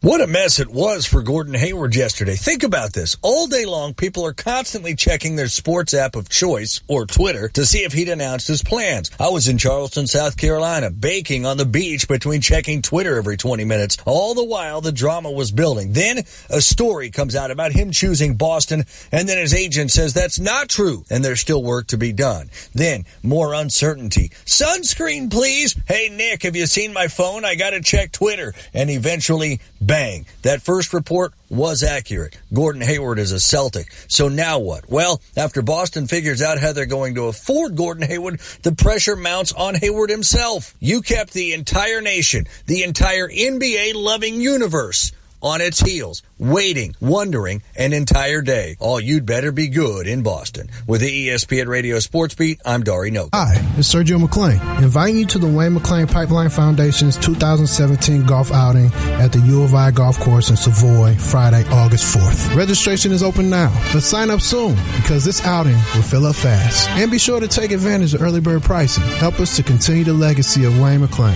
to provide leadership, training, mentoring, and scholarships to youth and their families in Central Illinois. Don't miss this outing with in-person appearances from former players and coaches. Get more details at WayneMcClainPipelineFoundation.com. Racing action is back this Friday night at the Farmer City Raceway in Farmer City, Illinois. It's the UMP Summer Nationals Hell Tour. $10,000 to win late models, $1,500 to win modifieds, plus pro lates and street stocks. Gates open at 3 p.m. Hot laps at 6:30. Qualifying at 7 and racing after. General admission is $25. Kids 12 and under get in free. $35 for the pits. Kids 12 and under pay $15.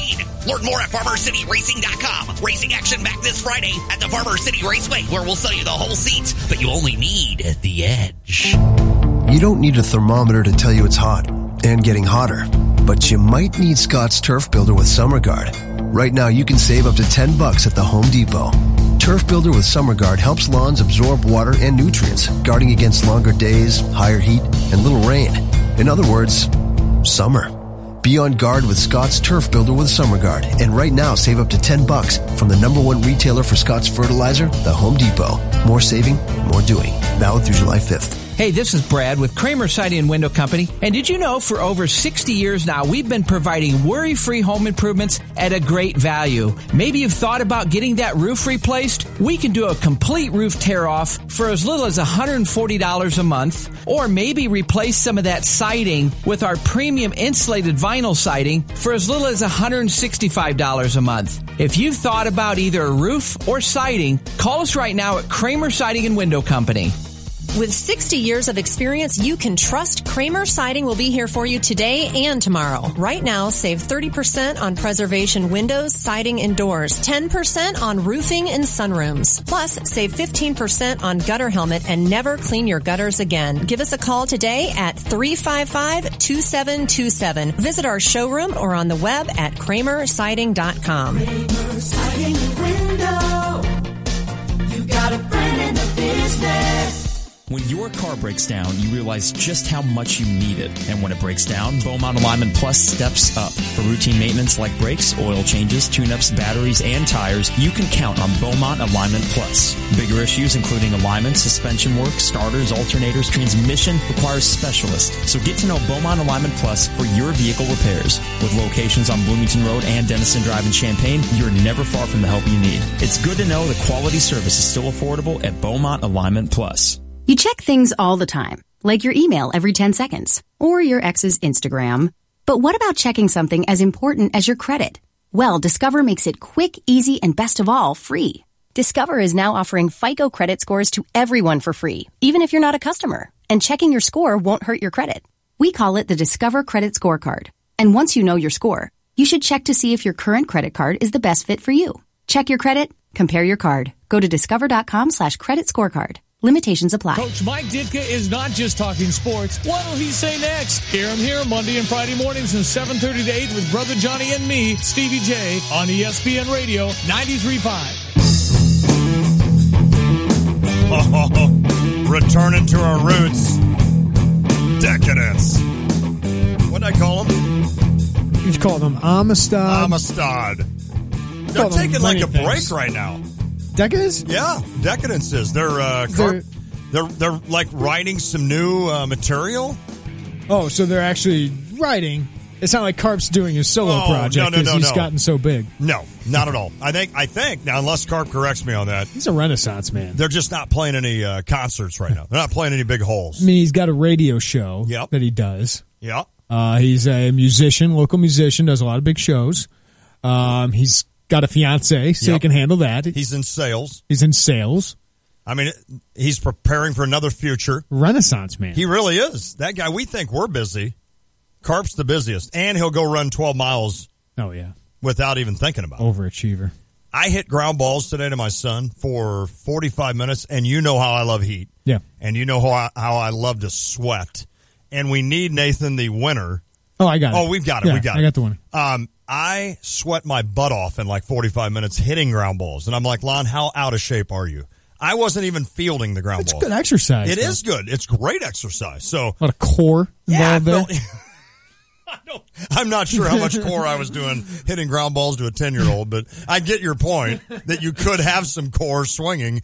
I'm sure tomorrow I'll wake up and I'll be sore. Congratulations to Brian Hostler. Got our trivia question right and won that great license plate holder from Game Day Spirit. You can visit them online at GameDaySpirit.com for a great selection of Illini gear. But we asked, Darren Williams has made the most money of any former Illini in the NBA. It's like $150 million. Wow, or good for like him. He's one of the top, I think, 5 current paid players of all time. I think Kevin Garnett. Is it Kevin Garnett or Kobe Bryant? I thought is the highest paid NBA player ever. Well, maybe Kobe passed him one with of that those last. two. Those two, got a lot of money when the salary cap was huge, and then it expanded, and towards the end of their career, made a lot of money and as well. They played a long time. I think Joe Johnson, they were telling me, is the number 1 guy on the list right now. No doubt. Oh, yeah, he's 2 max contracts, baby. Oh, my goodness. Good player. Yeah.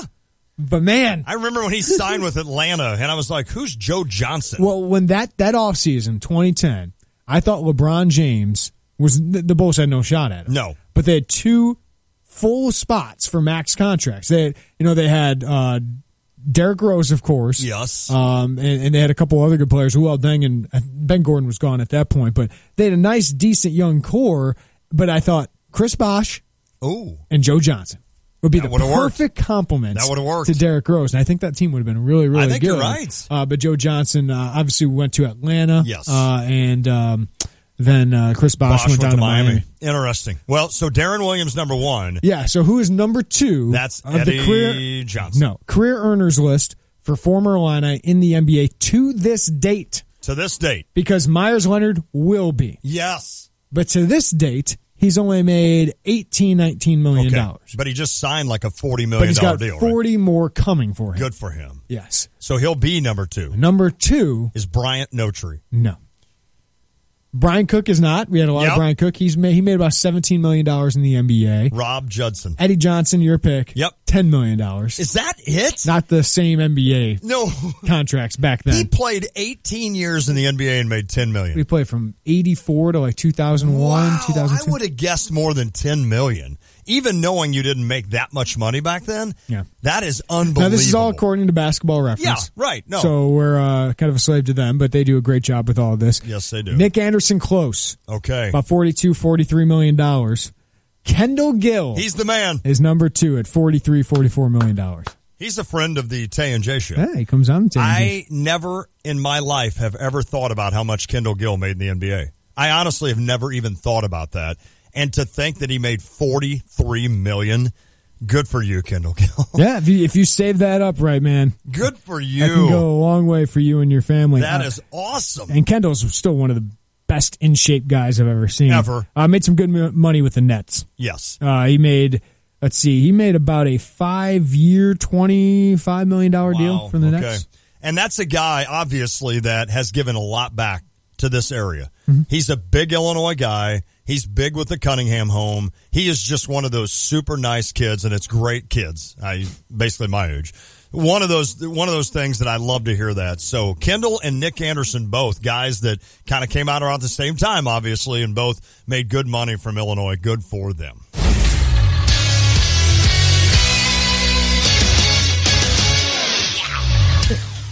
5:30, I'm Jeremy Warner with your Sports Center update, brought to you by State Farm agent John Kaywood. At State Farm, when home and auto work as a team, you score time and money. Call State Farm agent John Kaywood at 217-367-1105. Baseball afternoon today. The Cubs had a 3-0 deficit to the Tampa Bay Rays, but came back, scored 7 unanswered runs to win the game. John Jay with a 3-run tying homer. That gets the Cubs back to 500 on the season. The White Sox trail the A's 6-2 in the top of the 8th of that game. Matt Davidson did hit his 18th home run of the year, a 2-run bomb, but the A's have a 6-2 lead in the 8th inning. Tonight, the Cardinals send Mike Leake against Edison Volquez and the Marlins at Busch Stadium. 7:15 first pitch. You can hear it here loud and clear on ESPN Radio 93.5. Pregame starts at 6:20. Okay. 3-star tight end Daniel Barker gave the Illini some fireworks on the 4th of July. The 6'4" tight end committed to Illinois. He had offers from Kentucky, Pittsburgh, and Utah as well. Illini now have 9 commitments in the class of 2018, 7 of which have committed during the last month. Former Illini basketball player Jalen Coleman-Lands announced he will transfer to DePaul. That's where his prep coach Shane Hireman just joined as an assistant. Illini do host DePaul this season, but Coleman-Lands will not play that game because he has to sit out this year due to NCAA transfer rules. He'll have 2 years of eligibility remaining. Former Illini Brandon Paul continued his standout Summer League stint with 20 points today for the Mavericks in a win. Bleacher Report reports that he's close to an NBA deal. Malcolm Hill had 7 points through 3 games for the Thunder. The Pacers continue their tank mode. They have released Monte Ellis. Really? They've waived Monte Ellis. Was there a Dante Ellis as well? I don't know. Probably. I think there was. In honor of Cliff from Urbana having his 3rd child. Congratulations. I am going to drill this Busey Reed with perfection. Are you ready? That's a lot of pressure on yourself.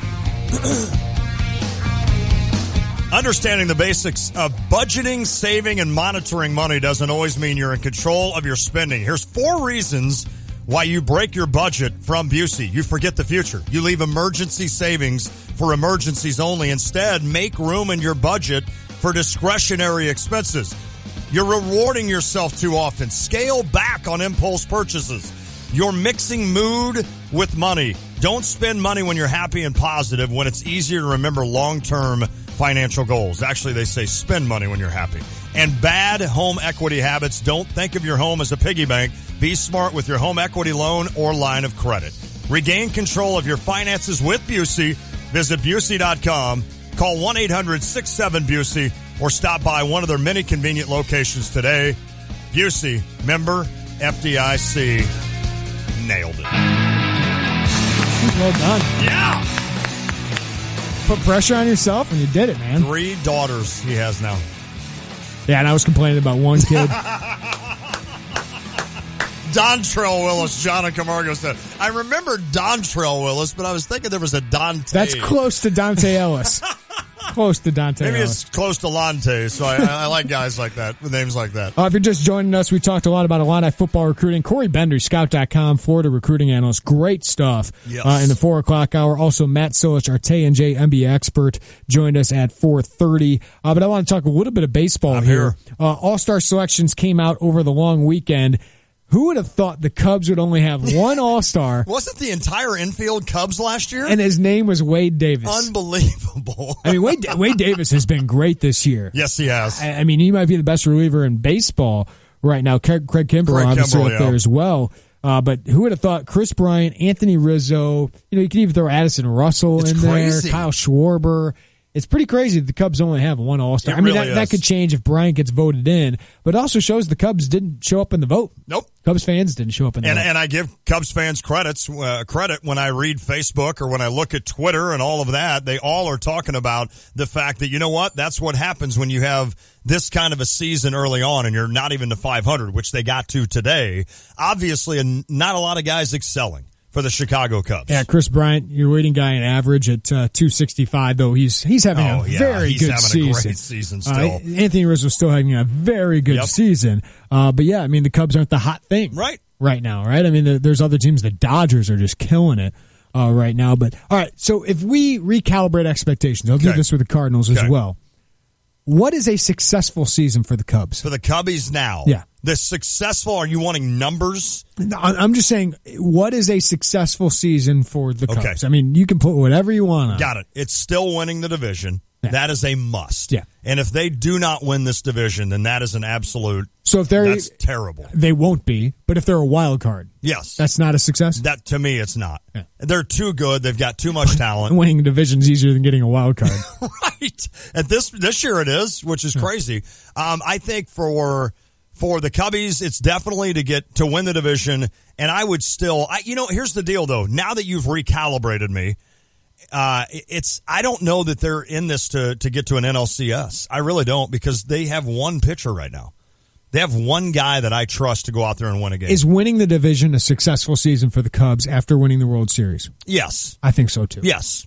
But they have to win the division. I mean, I did not expect this team to win another World Series. It's just so hard. Right. I expected them to be the best team in the NL. That's not going to happen. No. The Dodgers are too good. The Nationals are too good, though the Nationals are wasting some games. But they'd be 20 games better with the closer. It probably won't matter because they're going to host probably the NL Central. But I'd rather beat the Dodgers out, play the wild card team, than play the Cubs in the first round, most likely. Without a doubt. But the Cubs got some moves to make, and they checked in with the Tigers on Justin Verlander and Alex Avila. Verlander had another bad start over the weekend. And he controls everything, right? Yeah. He has a no trade, I think. Yeah. And so Verlander, a lot of money there. I think Detroit wants a lot for him. I don't think they're going to get a lot for him. I don't either. And I think they got to spend some money to get rid of him, too. And I don't think the Cubs would give that much for him. Now, Alex Avila I'd be interested in. That would be interesting. But you got to get a long-term starter because it's not just about this year. All right, the Cardinals get 2 All-Stars. Can I ask you something? Felix Hernandez, for Seattle. I know he's not going anywhere, but you think that guy would ever want to say to Seattle, get me out of here? He's not very good right now. Well, that's true. He's gone downhill. You look at his stats the last couple of years. I mean, that's a big name. But it hasn't been. I'd rather have a guy like Sonny Gray than that. Fair enough. So the Cardinals, you guys can brag. You got 2 All-Stars. Right. Yadi Molina, Carlos Martinez. Brett Cecil did not make it. No. Though he's been playing pretty well recently. He's been great. That's a great signing by Mo, right? He's been a lot better the last half. So Yadi Molina gets in yet again, and Carlos Martinez much deserved. Right. I mean, he's in the Cy Young discussion right now. If it weren't for how good Clayton Kershaw and Max Scherzer are right now. All right, so what's a successful year for the Cardinals? I think, for me, still playoffs. I think this team is still good enough to make playoffs, but that means you'd have to win a division. And I just don't see them being better than the Cubs at the end of the year. If they won 85 games, is that a successful season? I'd be fine with that. I think 85 games would be solid. I wish they would get some semblance of what it's going to look like going forward. Yes. I wish somebody would just start. If you're competitive and showing. Yes. If they could play consistent competitive baseball for a month. Luke Weaver's up now, but he's in the bullpen. If you had Luke Weaver starting and he shows he's a solid MLB pitcher, and you get Michael Wacha in a bullpen role, and you start to see some of these young guys, Matt Carpenter moves to second full time. Luke Voigt has looked really good.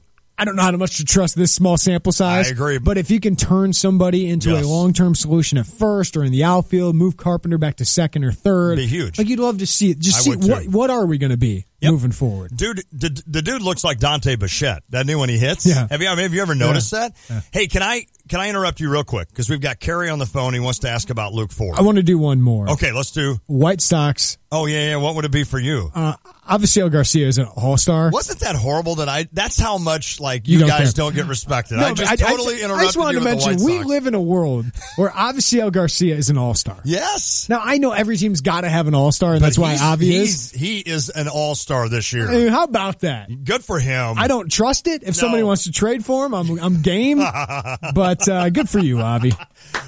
And for you, a successful season would be if you just start losing as much as possible. Top 5 pick, and we're able to trade David Robertson for a decent prospect, able to trade Melky or Todd Frazier for something. And we're able to get the huge package that we want for Jose Quintana. How about get Rondon a little bit back on track? Rodon? Yeah, he had gosh dang it. He had a good start the other day. Why does there have to be a Rodon and a Rondon in the same city? 10 strikeouts the other day. So get him back on track. Yes. And then you're in good shape. All right, we're going to head to the Jupiter's The Crossing phone line. Kerry is in Sullivan and wants to ask about the Carterville tight end, of course, named Luke Ford. How you doing, Kerry? I'm doing good, Lon. How are you? We're doing great, buddy. Hey, sorry I missed the beginning of the show because I just got off work. But I was wondering, is there been anything happening with Luke Ford as far as Illinois is concerned? All right, Kerry. Hey, thanks for the call, my friend. We'll talk to you soon. Yeah, okay, thank you. I talked with Luke last week, and he tweeted out this. If you're not on Twitter, this picture of him and saying where all the Illini fans at. And I retweeted, and then he messaged me, and this is unprovoked by him, by me, by the way. He just said, "Hey, I've been thinking about Illinois a lot." Wow. Now, that doesn't tell me that Illinois is his leader. Okay. Luke Ford, if you don't know, top 100 prospect in the country. He's a top 5 tight end in the country. He's 6'5", 245, great athlete, good speed, looks like a receiver in and out of his breaks, and he's a really good physical blocker. Right. I mean, he's a man amongst boys. He is one of the best prospects in the country. Alabama, he decommitted from Arkansas, right? Mm-hmm. And he visited Arkansas right after he came to Illinois for a visit. Loved the Illinois visit, thought about committing, but then he went to Arkansas. They have all these facilities. They've won games. They've shown that they can produce NFL tight ends.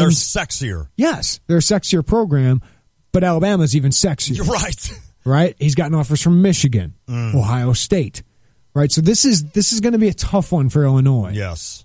Luke likes the attention. Illinois fans are going to show him that attention. That's good. That's good. Yeah, you can get played a little bit sometimes. Well, no doubt. So I've asked around of people around Luke how genuine this is. They have a chance. They have an opportunity here. Okay.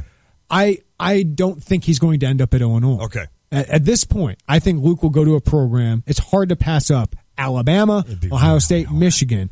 But at Illinois, he would be the star. Yes. He likes that. Okay. At Illinois, he would be one of the foundation players of a Lovie Smith rebuild. Right. I think he likes that. He's a day one starter at Illinois. But they haven't shown how they can use the tight end. Right? Can they show that, like Arkansas and Alabama, who had O.J. Howard, Michigan, who had Jake Butt, can you show that you're going to produce an NFL tight end? Now, I think Luke's got a great chance to get there anyway, but you still have to be showcased. Well, Garrick McGee used the tight end a lot at Arkansas. Okay. One of their Mackey Award winners, DJ Williams, did it while Garrick McGee was his offensive coordinator there. But Illinois doesn't have tight ends this year to really showcase how they'd use Luke Ford because they don't have anybody close to what Luke Ford is. They don't. But is there any movement there? Illinois will probably have him for a visit this month. Illinois will recruit him, and they will continue to, and they'll make him a priority. But this is going to be a long process. He's not going to commit. He said most likely right before signing day or on signing day, which is February 7th. 100% of the time do I want recruits in the state of Illinois to attend the University of Illinois. 100% of the time. There are times where I think recruits that don't attend the University of Illinois, I would argue that they could have easily come here and been just fine.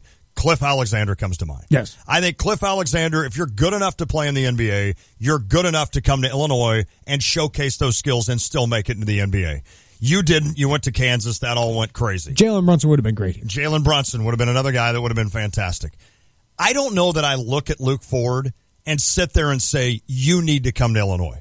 This doesn't mean, fans, that I'm not an Illini fan. This doesn't mean that I don't want to see Luke Ford running up and down Memorial Stadium. Because he's a true difference maker. He's unbelievable. But I sit there and wonder, because of what you said about developing a tight end, because of the fact that you don't really have a tight end, I have no idea who's going to throw him the ball in the next 3 or 4 years. That's another big question, isn't it? I mean, because are you going to sell Chase Crouch to Luke Ford? Right. That's 1 year of Chase Crouch. Right. Are you selling Cam Thomas and Karan Taylor? No. I mean, this guy was just out in Oregon at the opening, which has some of the best prospects in the country, getting passes from 5-star recruits, right? Who are thinking about Alabama, Ohio State. Absolutely. I mean, those are the kind of kids that he interacts with. So I think Illinois has a tough sell.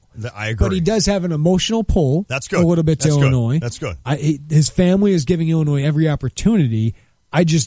He would defy a lot of kids in his position without a doubt to go to Illinois. So I would say the odds are against it, but they do have an opportunity. And I can tell you this. I know you want to land all these kids from day one. You're in the discussion for Vertus Brown. You're in the discussion for Ronnie Perkins and Luke Ford. You were not in that discussion at all for the previous 5 years. No, I agree. So that is what Lovie Smith has brought. That's Are you going to land all of them? No. But you're going to get a Ricky Smalling, a Kendrick Green. Kids who want to be different. I think Vertus might be that kind of kid to be different. You're going to get guys like Bobby Roundtree, who you wouldn't expect Illinois to go get, or Owen Carney and Carmani Green. Maybe not 5-star prospects, but really good Power 5 prospects who are going to be good Big Ten players. Ricky Smalling is one of those examples of a kid that wanted to play for his state school.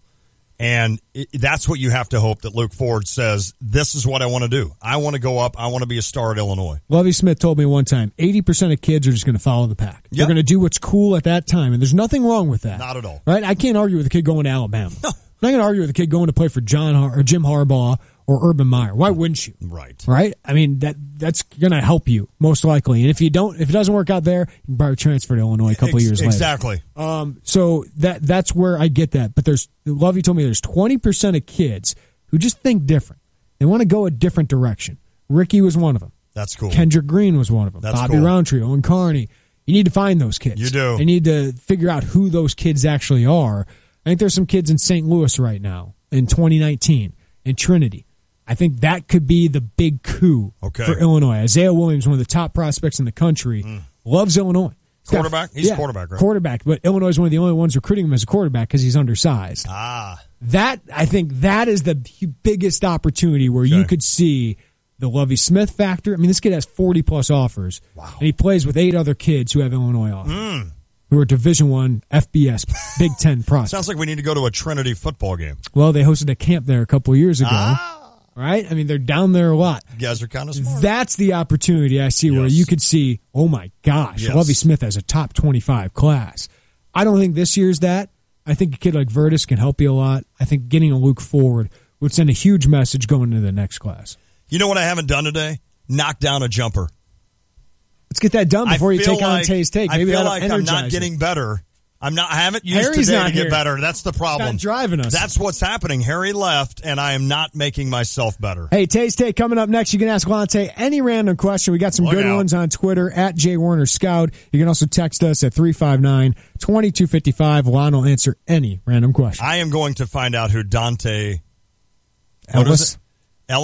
You said Dante Ellis. Because there's a Monte Ellis. Yeah. I think there's a Dante Ellis. I'm going to Google I'm it. sure there's a Dante Ellis. I don't care somewhere if he in the world. lives in Johnsonville, Kentucky. If there's a Dante Ellis out there, I'm going to prove myself right. It's the Tay and J Show. Game Day Spirit, located at 1422 South Neal Street, will be moving to the corner of Neal and Kirby in Champaign this July. Shop closeout sales and save up to 40% off before they move. Everything will be marked down at least 20% off, including name brands such as Nike, Under Armour, Adidas, Columbia, and more. These deals will be available at the South Neal Street location only from June 30th to July 9th. Shop early for the best selection. T-shirts as low as $6, 30% off headwear, and 40% off all local high school apparel. Follow Game Day Spirit on Facebook, Twitter, or Instagram to stay in the know of all things game day and all things Fighting Illini. You don't need a thermometer to tell you it's hot and getting hotter, but you might need Scott's Turf Builder with Summer Guard. Right now, you can save up to $10 at the Home Depot. Turf Builder with Summer Guard helps lawns absorb water and nutrients, guarding against longer days, higher heat, and little rain. In other words, summer. Be on guard with Scott's Turf Builder with Summer Guard. And right now, save up to $10 from the #1 retailer for Scott's fertilizer, the Home Depot. More saving, more doing. Valid through July 5th. The same people you trust after a fire or water disaster will also keep your house clean year-round. That's because the specialists at ServPro of Champaign-Urbana and South Champaign County are trained in every category of cleaning, from mold remediation to the cleaning of carpets, upholstery, air ducts, and crawl spaces. They're here to help protect every square foot of your most valuable possessions. ServPro of Champaign-Urbana and South Champaign County, or visit them at servproofchampaignurbana.com. That's the bright green cleanup team at ServPro of Champaign-Urbana and South Champaign County. Franchises are independently owned and operated. Beacon Insurance and your local independent agent are committed to providing the best coverage options and the best service possible. They're available 24 hours a day, 7 days a week at beaconinsurance.com and on social media. Check them out on Facebook at facebook.com/Beacon Insurance. It's a great way to learn more about insurance for your auto, home, life, or business. You'll stay up to date with important announcements. Plus, they'll throw in a few fun facts along the way. For beyond the expected information, follow Beacon Insurance on Facebook today. You know you need to do it, and you know you should do it at least twice a year. You owe it to yourself. I'm talking about a checkup at West Main Dental in Urbana. When was the last time you visited the dentist? If you can't remember, or you're in need of a new dentistry team, West Main Dental is where you should go. Our team at West Main Dental is waiting to see you. Come in and be catered by a professional staff that includes Dr. Janet Bardell, a University of Illinois and Southern Illinois University graduate. West Main Dental offers the highest level of dental care in a warm and comforting environment. From a simple quick checkup to providing you with an at-home teeth whitening kit or orthodontic services, trust the professionals at West Main Dental. Visit West Main Dental in downtown Urbana on Main Street, online at westmaindental.com, or call 607-1292. Trust me, you won't be able to stop smiling with a set of healthy, sparkling white teeth thanks to the work of West Main Dental. West Main Dental, online at westmaindental.com, or call 607 877-1292 to schedule an appointment today.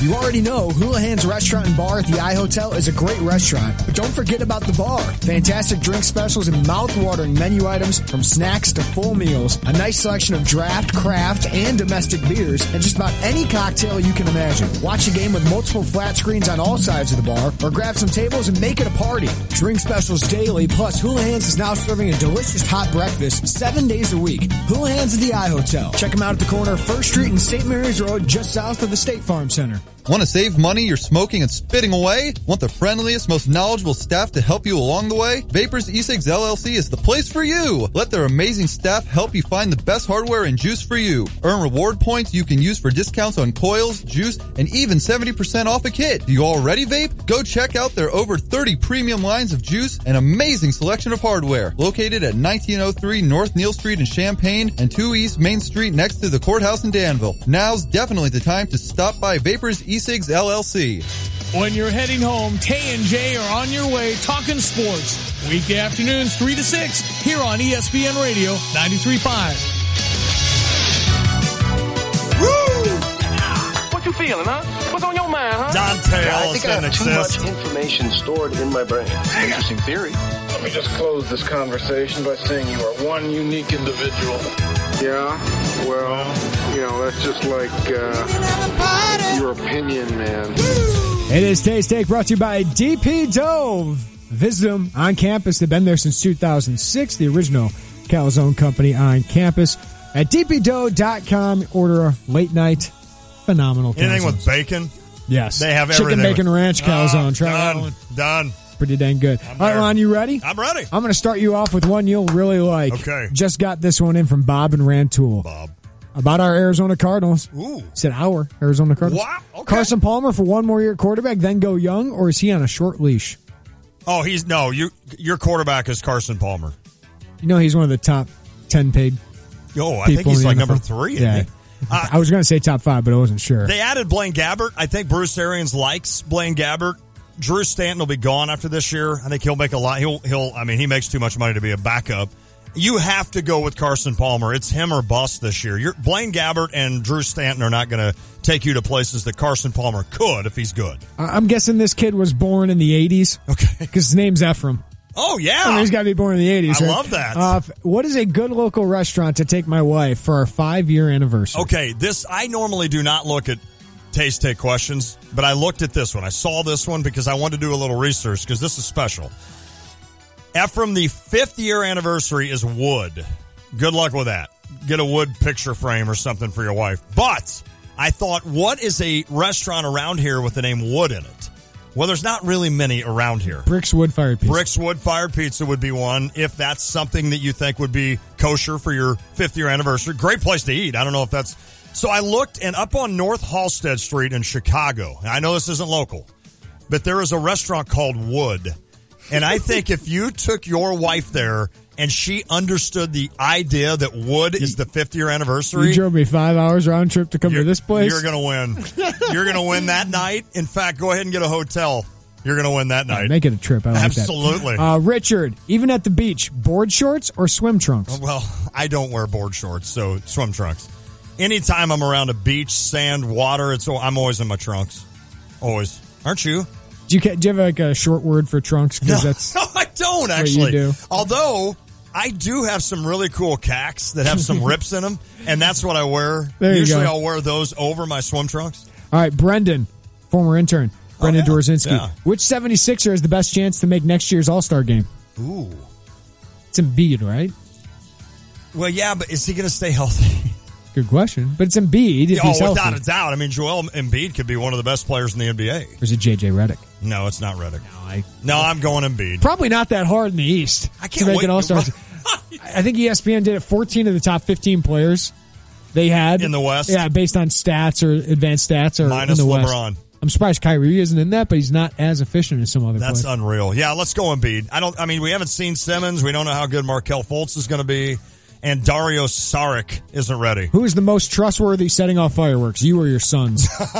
Probably, you know what? Probably me. Yeah, I agree with that. I'm a little bit I'm apprehensive about fireworks. I wasn't when I was a kid. Does Andrew like fireworks? Yes. I would imagine. Oh yeah. Are you kidding me? Fire. But when we were kids, we had the black cat. We had the lady fingers. Oh, man. All right, I got 2 more quick ones. Okay. Brad, would you rather have a combined U.S. Open trophy, claret jug, Wanamaker trophy, or just a green jacket? So would you rather have all 3 of the U.S. Open, claret jug, and Wanamaker trophy, or just a green jacket? Well, I'd rather have all 3. Yes, I agree. I'd rather have 3 majors, but it would be cool to have a green jacket. The last one. Okay. This is a good one from Dave. Would Lon rather never drink another beer in his life or never watch another sporting event, TV or live? Definitely you can get rid of the beer. Yeah. I can find another way to get drunk. Right. Now, if you said alcohol altogether, I'm not sure we have enough time left in the show to figure that one out. I'd still rather not drink. Yes. In a heartbeat. I could quit drinking before I could quit watching sports. I agree with you. I wrestle every day with, if somebody asked me one time, Mountain Dew or Bud Light. I'm not sure which one I'd give up. I'd give up Bud Light because there's other beers I could drink. Well, that's true, but if it was just beer or soda, basically beer or soda, I'm not sure, man. I know people out there that have given up soda. I'd probably give up soda. I probably would too. Number one, you'd be a little skinnier. That's right. Thanks to our guest today, Corey Bender, Scout.com, Florida recruiting analyst, Matt Silich, Tay and J NBA expert. Lon's out tomorrow. Carp's going to fill in. We're on after the Cardinals. Thanks to our interns, Nathan and David as well. Well done to those kids in there. Well done. And Kendall Gill, well done to you. $43 million you made in your career. Don't bring that up next time. I'm not. Okay. Yeah, I'm not going to bring that up to him. He might punch me. I'm kidding. I just mean he's a boxer. It's the Tay and J Show. Wow. Sorry, Kendall. I love you. Tim Doyle deserved it. Hey, it's me, your old AC. We need to talk, man. I am out of hair. Trust me. It's not going to get much better. I need to be replaced. Call the experts and get a new air conditioner that will save up to 50% on energy bills. Go ahead. Do it. I'll be right here. Whew. At Chief Bauer Service Experts, save up to $3,100 on a new home comfort system. Call 866-EXPERTS or visit chiefbauer.com. For expert service guaranteed. Call 866-EXPERTS. Eat, shop, play, and explore. Rediscover Campus Town. Every Thursday now through August 17th during 13 Thursdays. Summer's finally here and we're loving the specials in Campus Town. You can find great deals on clothing, accessories, and food each Thursday during 13 Thursdays at participating businesses. Save big this summer when you shop and eat your way through Campus Town. And enjoy 1 hour free parking at the campus parking deck located on 6th and Healy each and every Thursday. Visit ChampagneCenter.com. 13 Thursdays is presented by the Champagne Center Partnership. Bunny's Tavern is your home for the 2017 Chicago Cubs. Nothing beats watching baseball over an ice-cold beer, so enjoy $14 mix-and-match domestic buckets and $6 PBR pitchers 7 days a week. You'll catch every minute of Cubs action on Bunny's 10 big-screen TVs, whether you're inside or enjoying the largest patio in Urbana. With delicious daily lunch and dinner specials, come check out what people in Champaign-Urbana have been whispering about for over 80 years. Bunny's Tavern in downtown Urbana, your home for the 2017 Chicago Cubs. You're listening to WSJK ESPN 93.5 Tuscola, Champaign-Urbana, your home for the St. Louis Cardinals.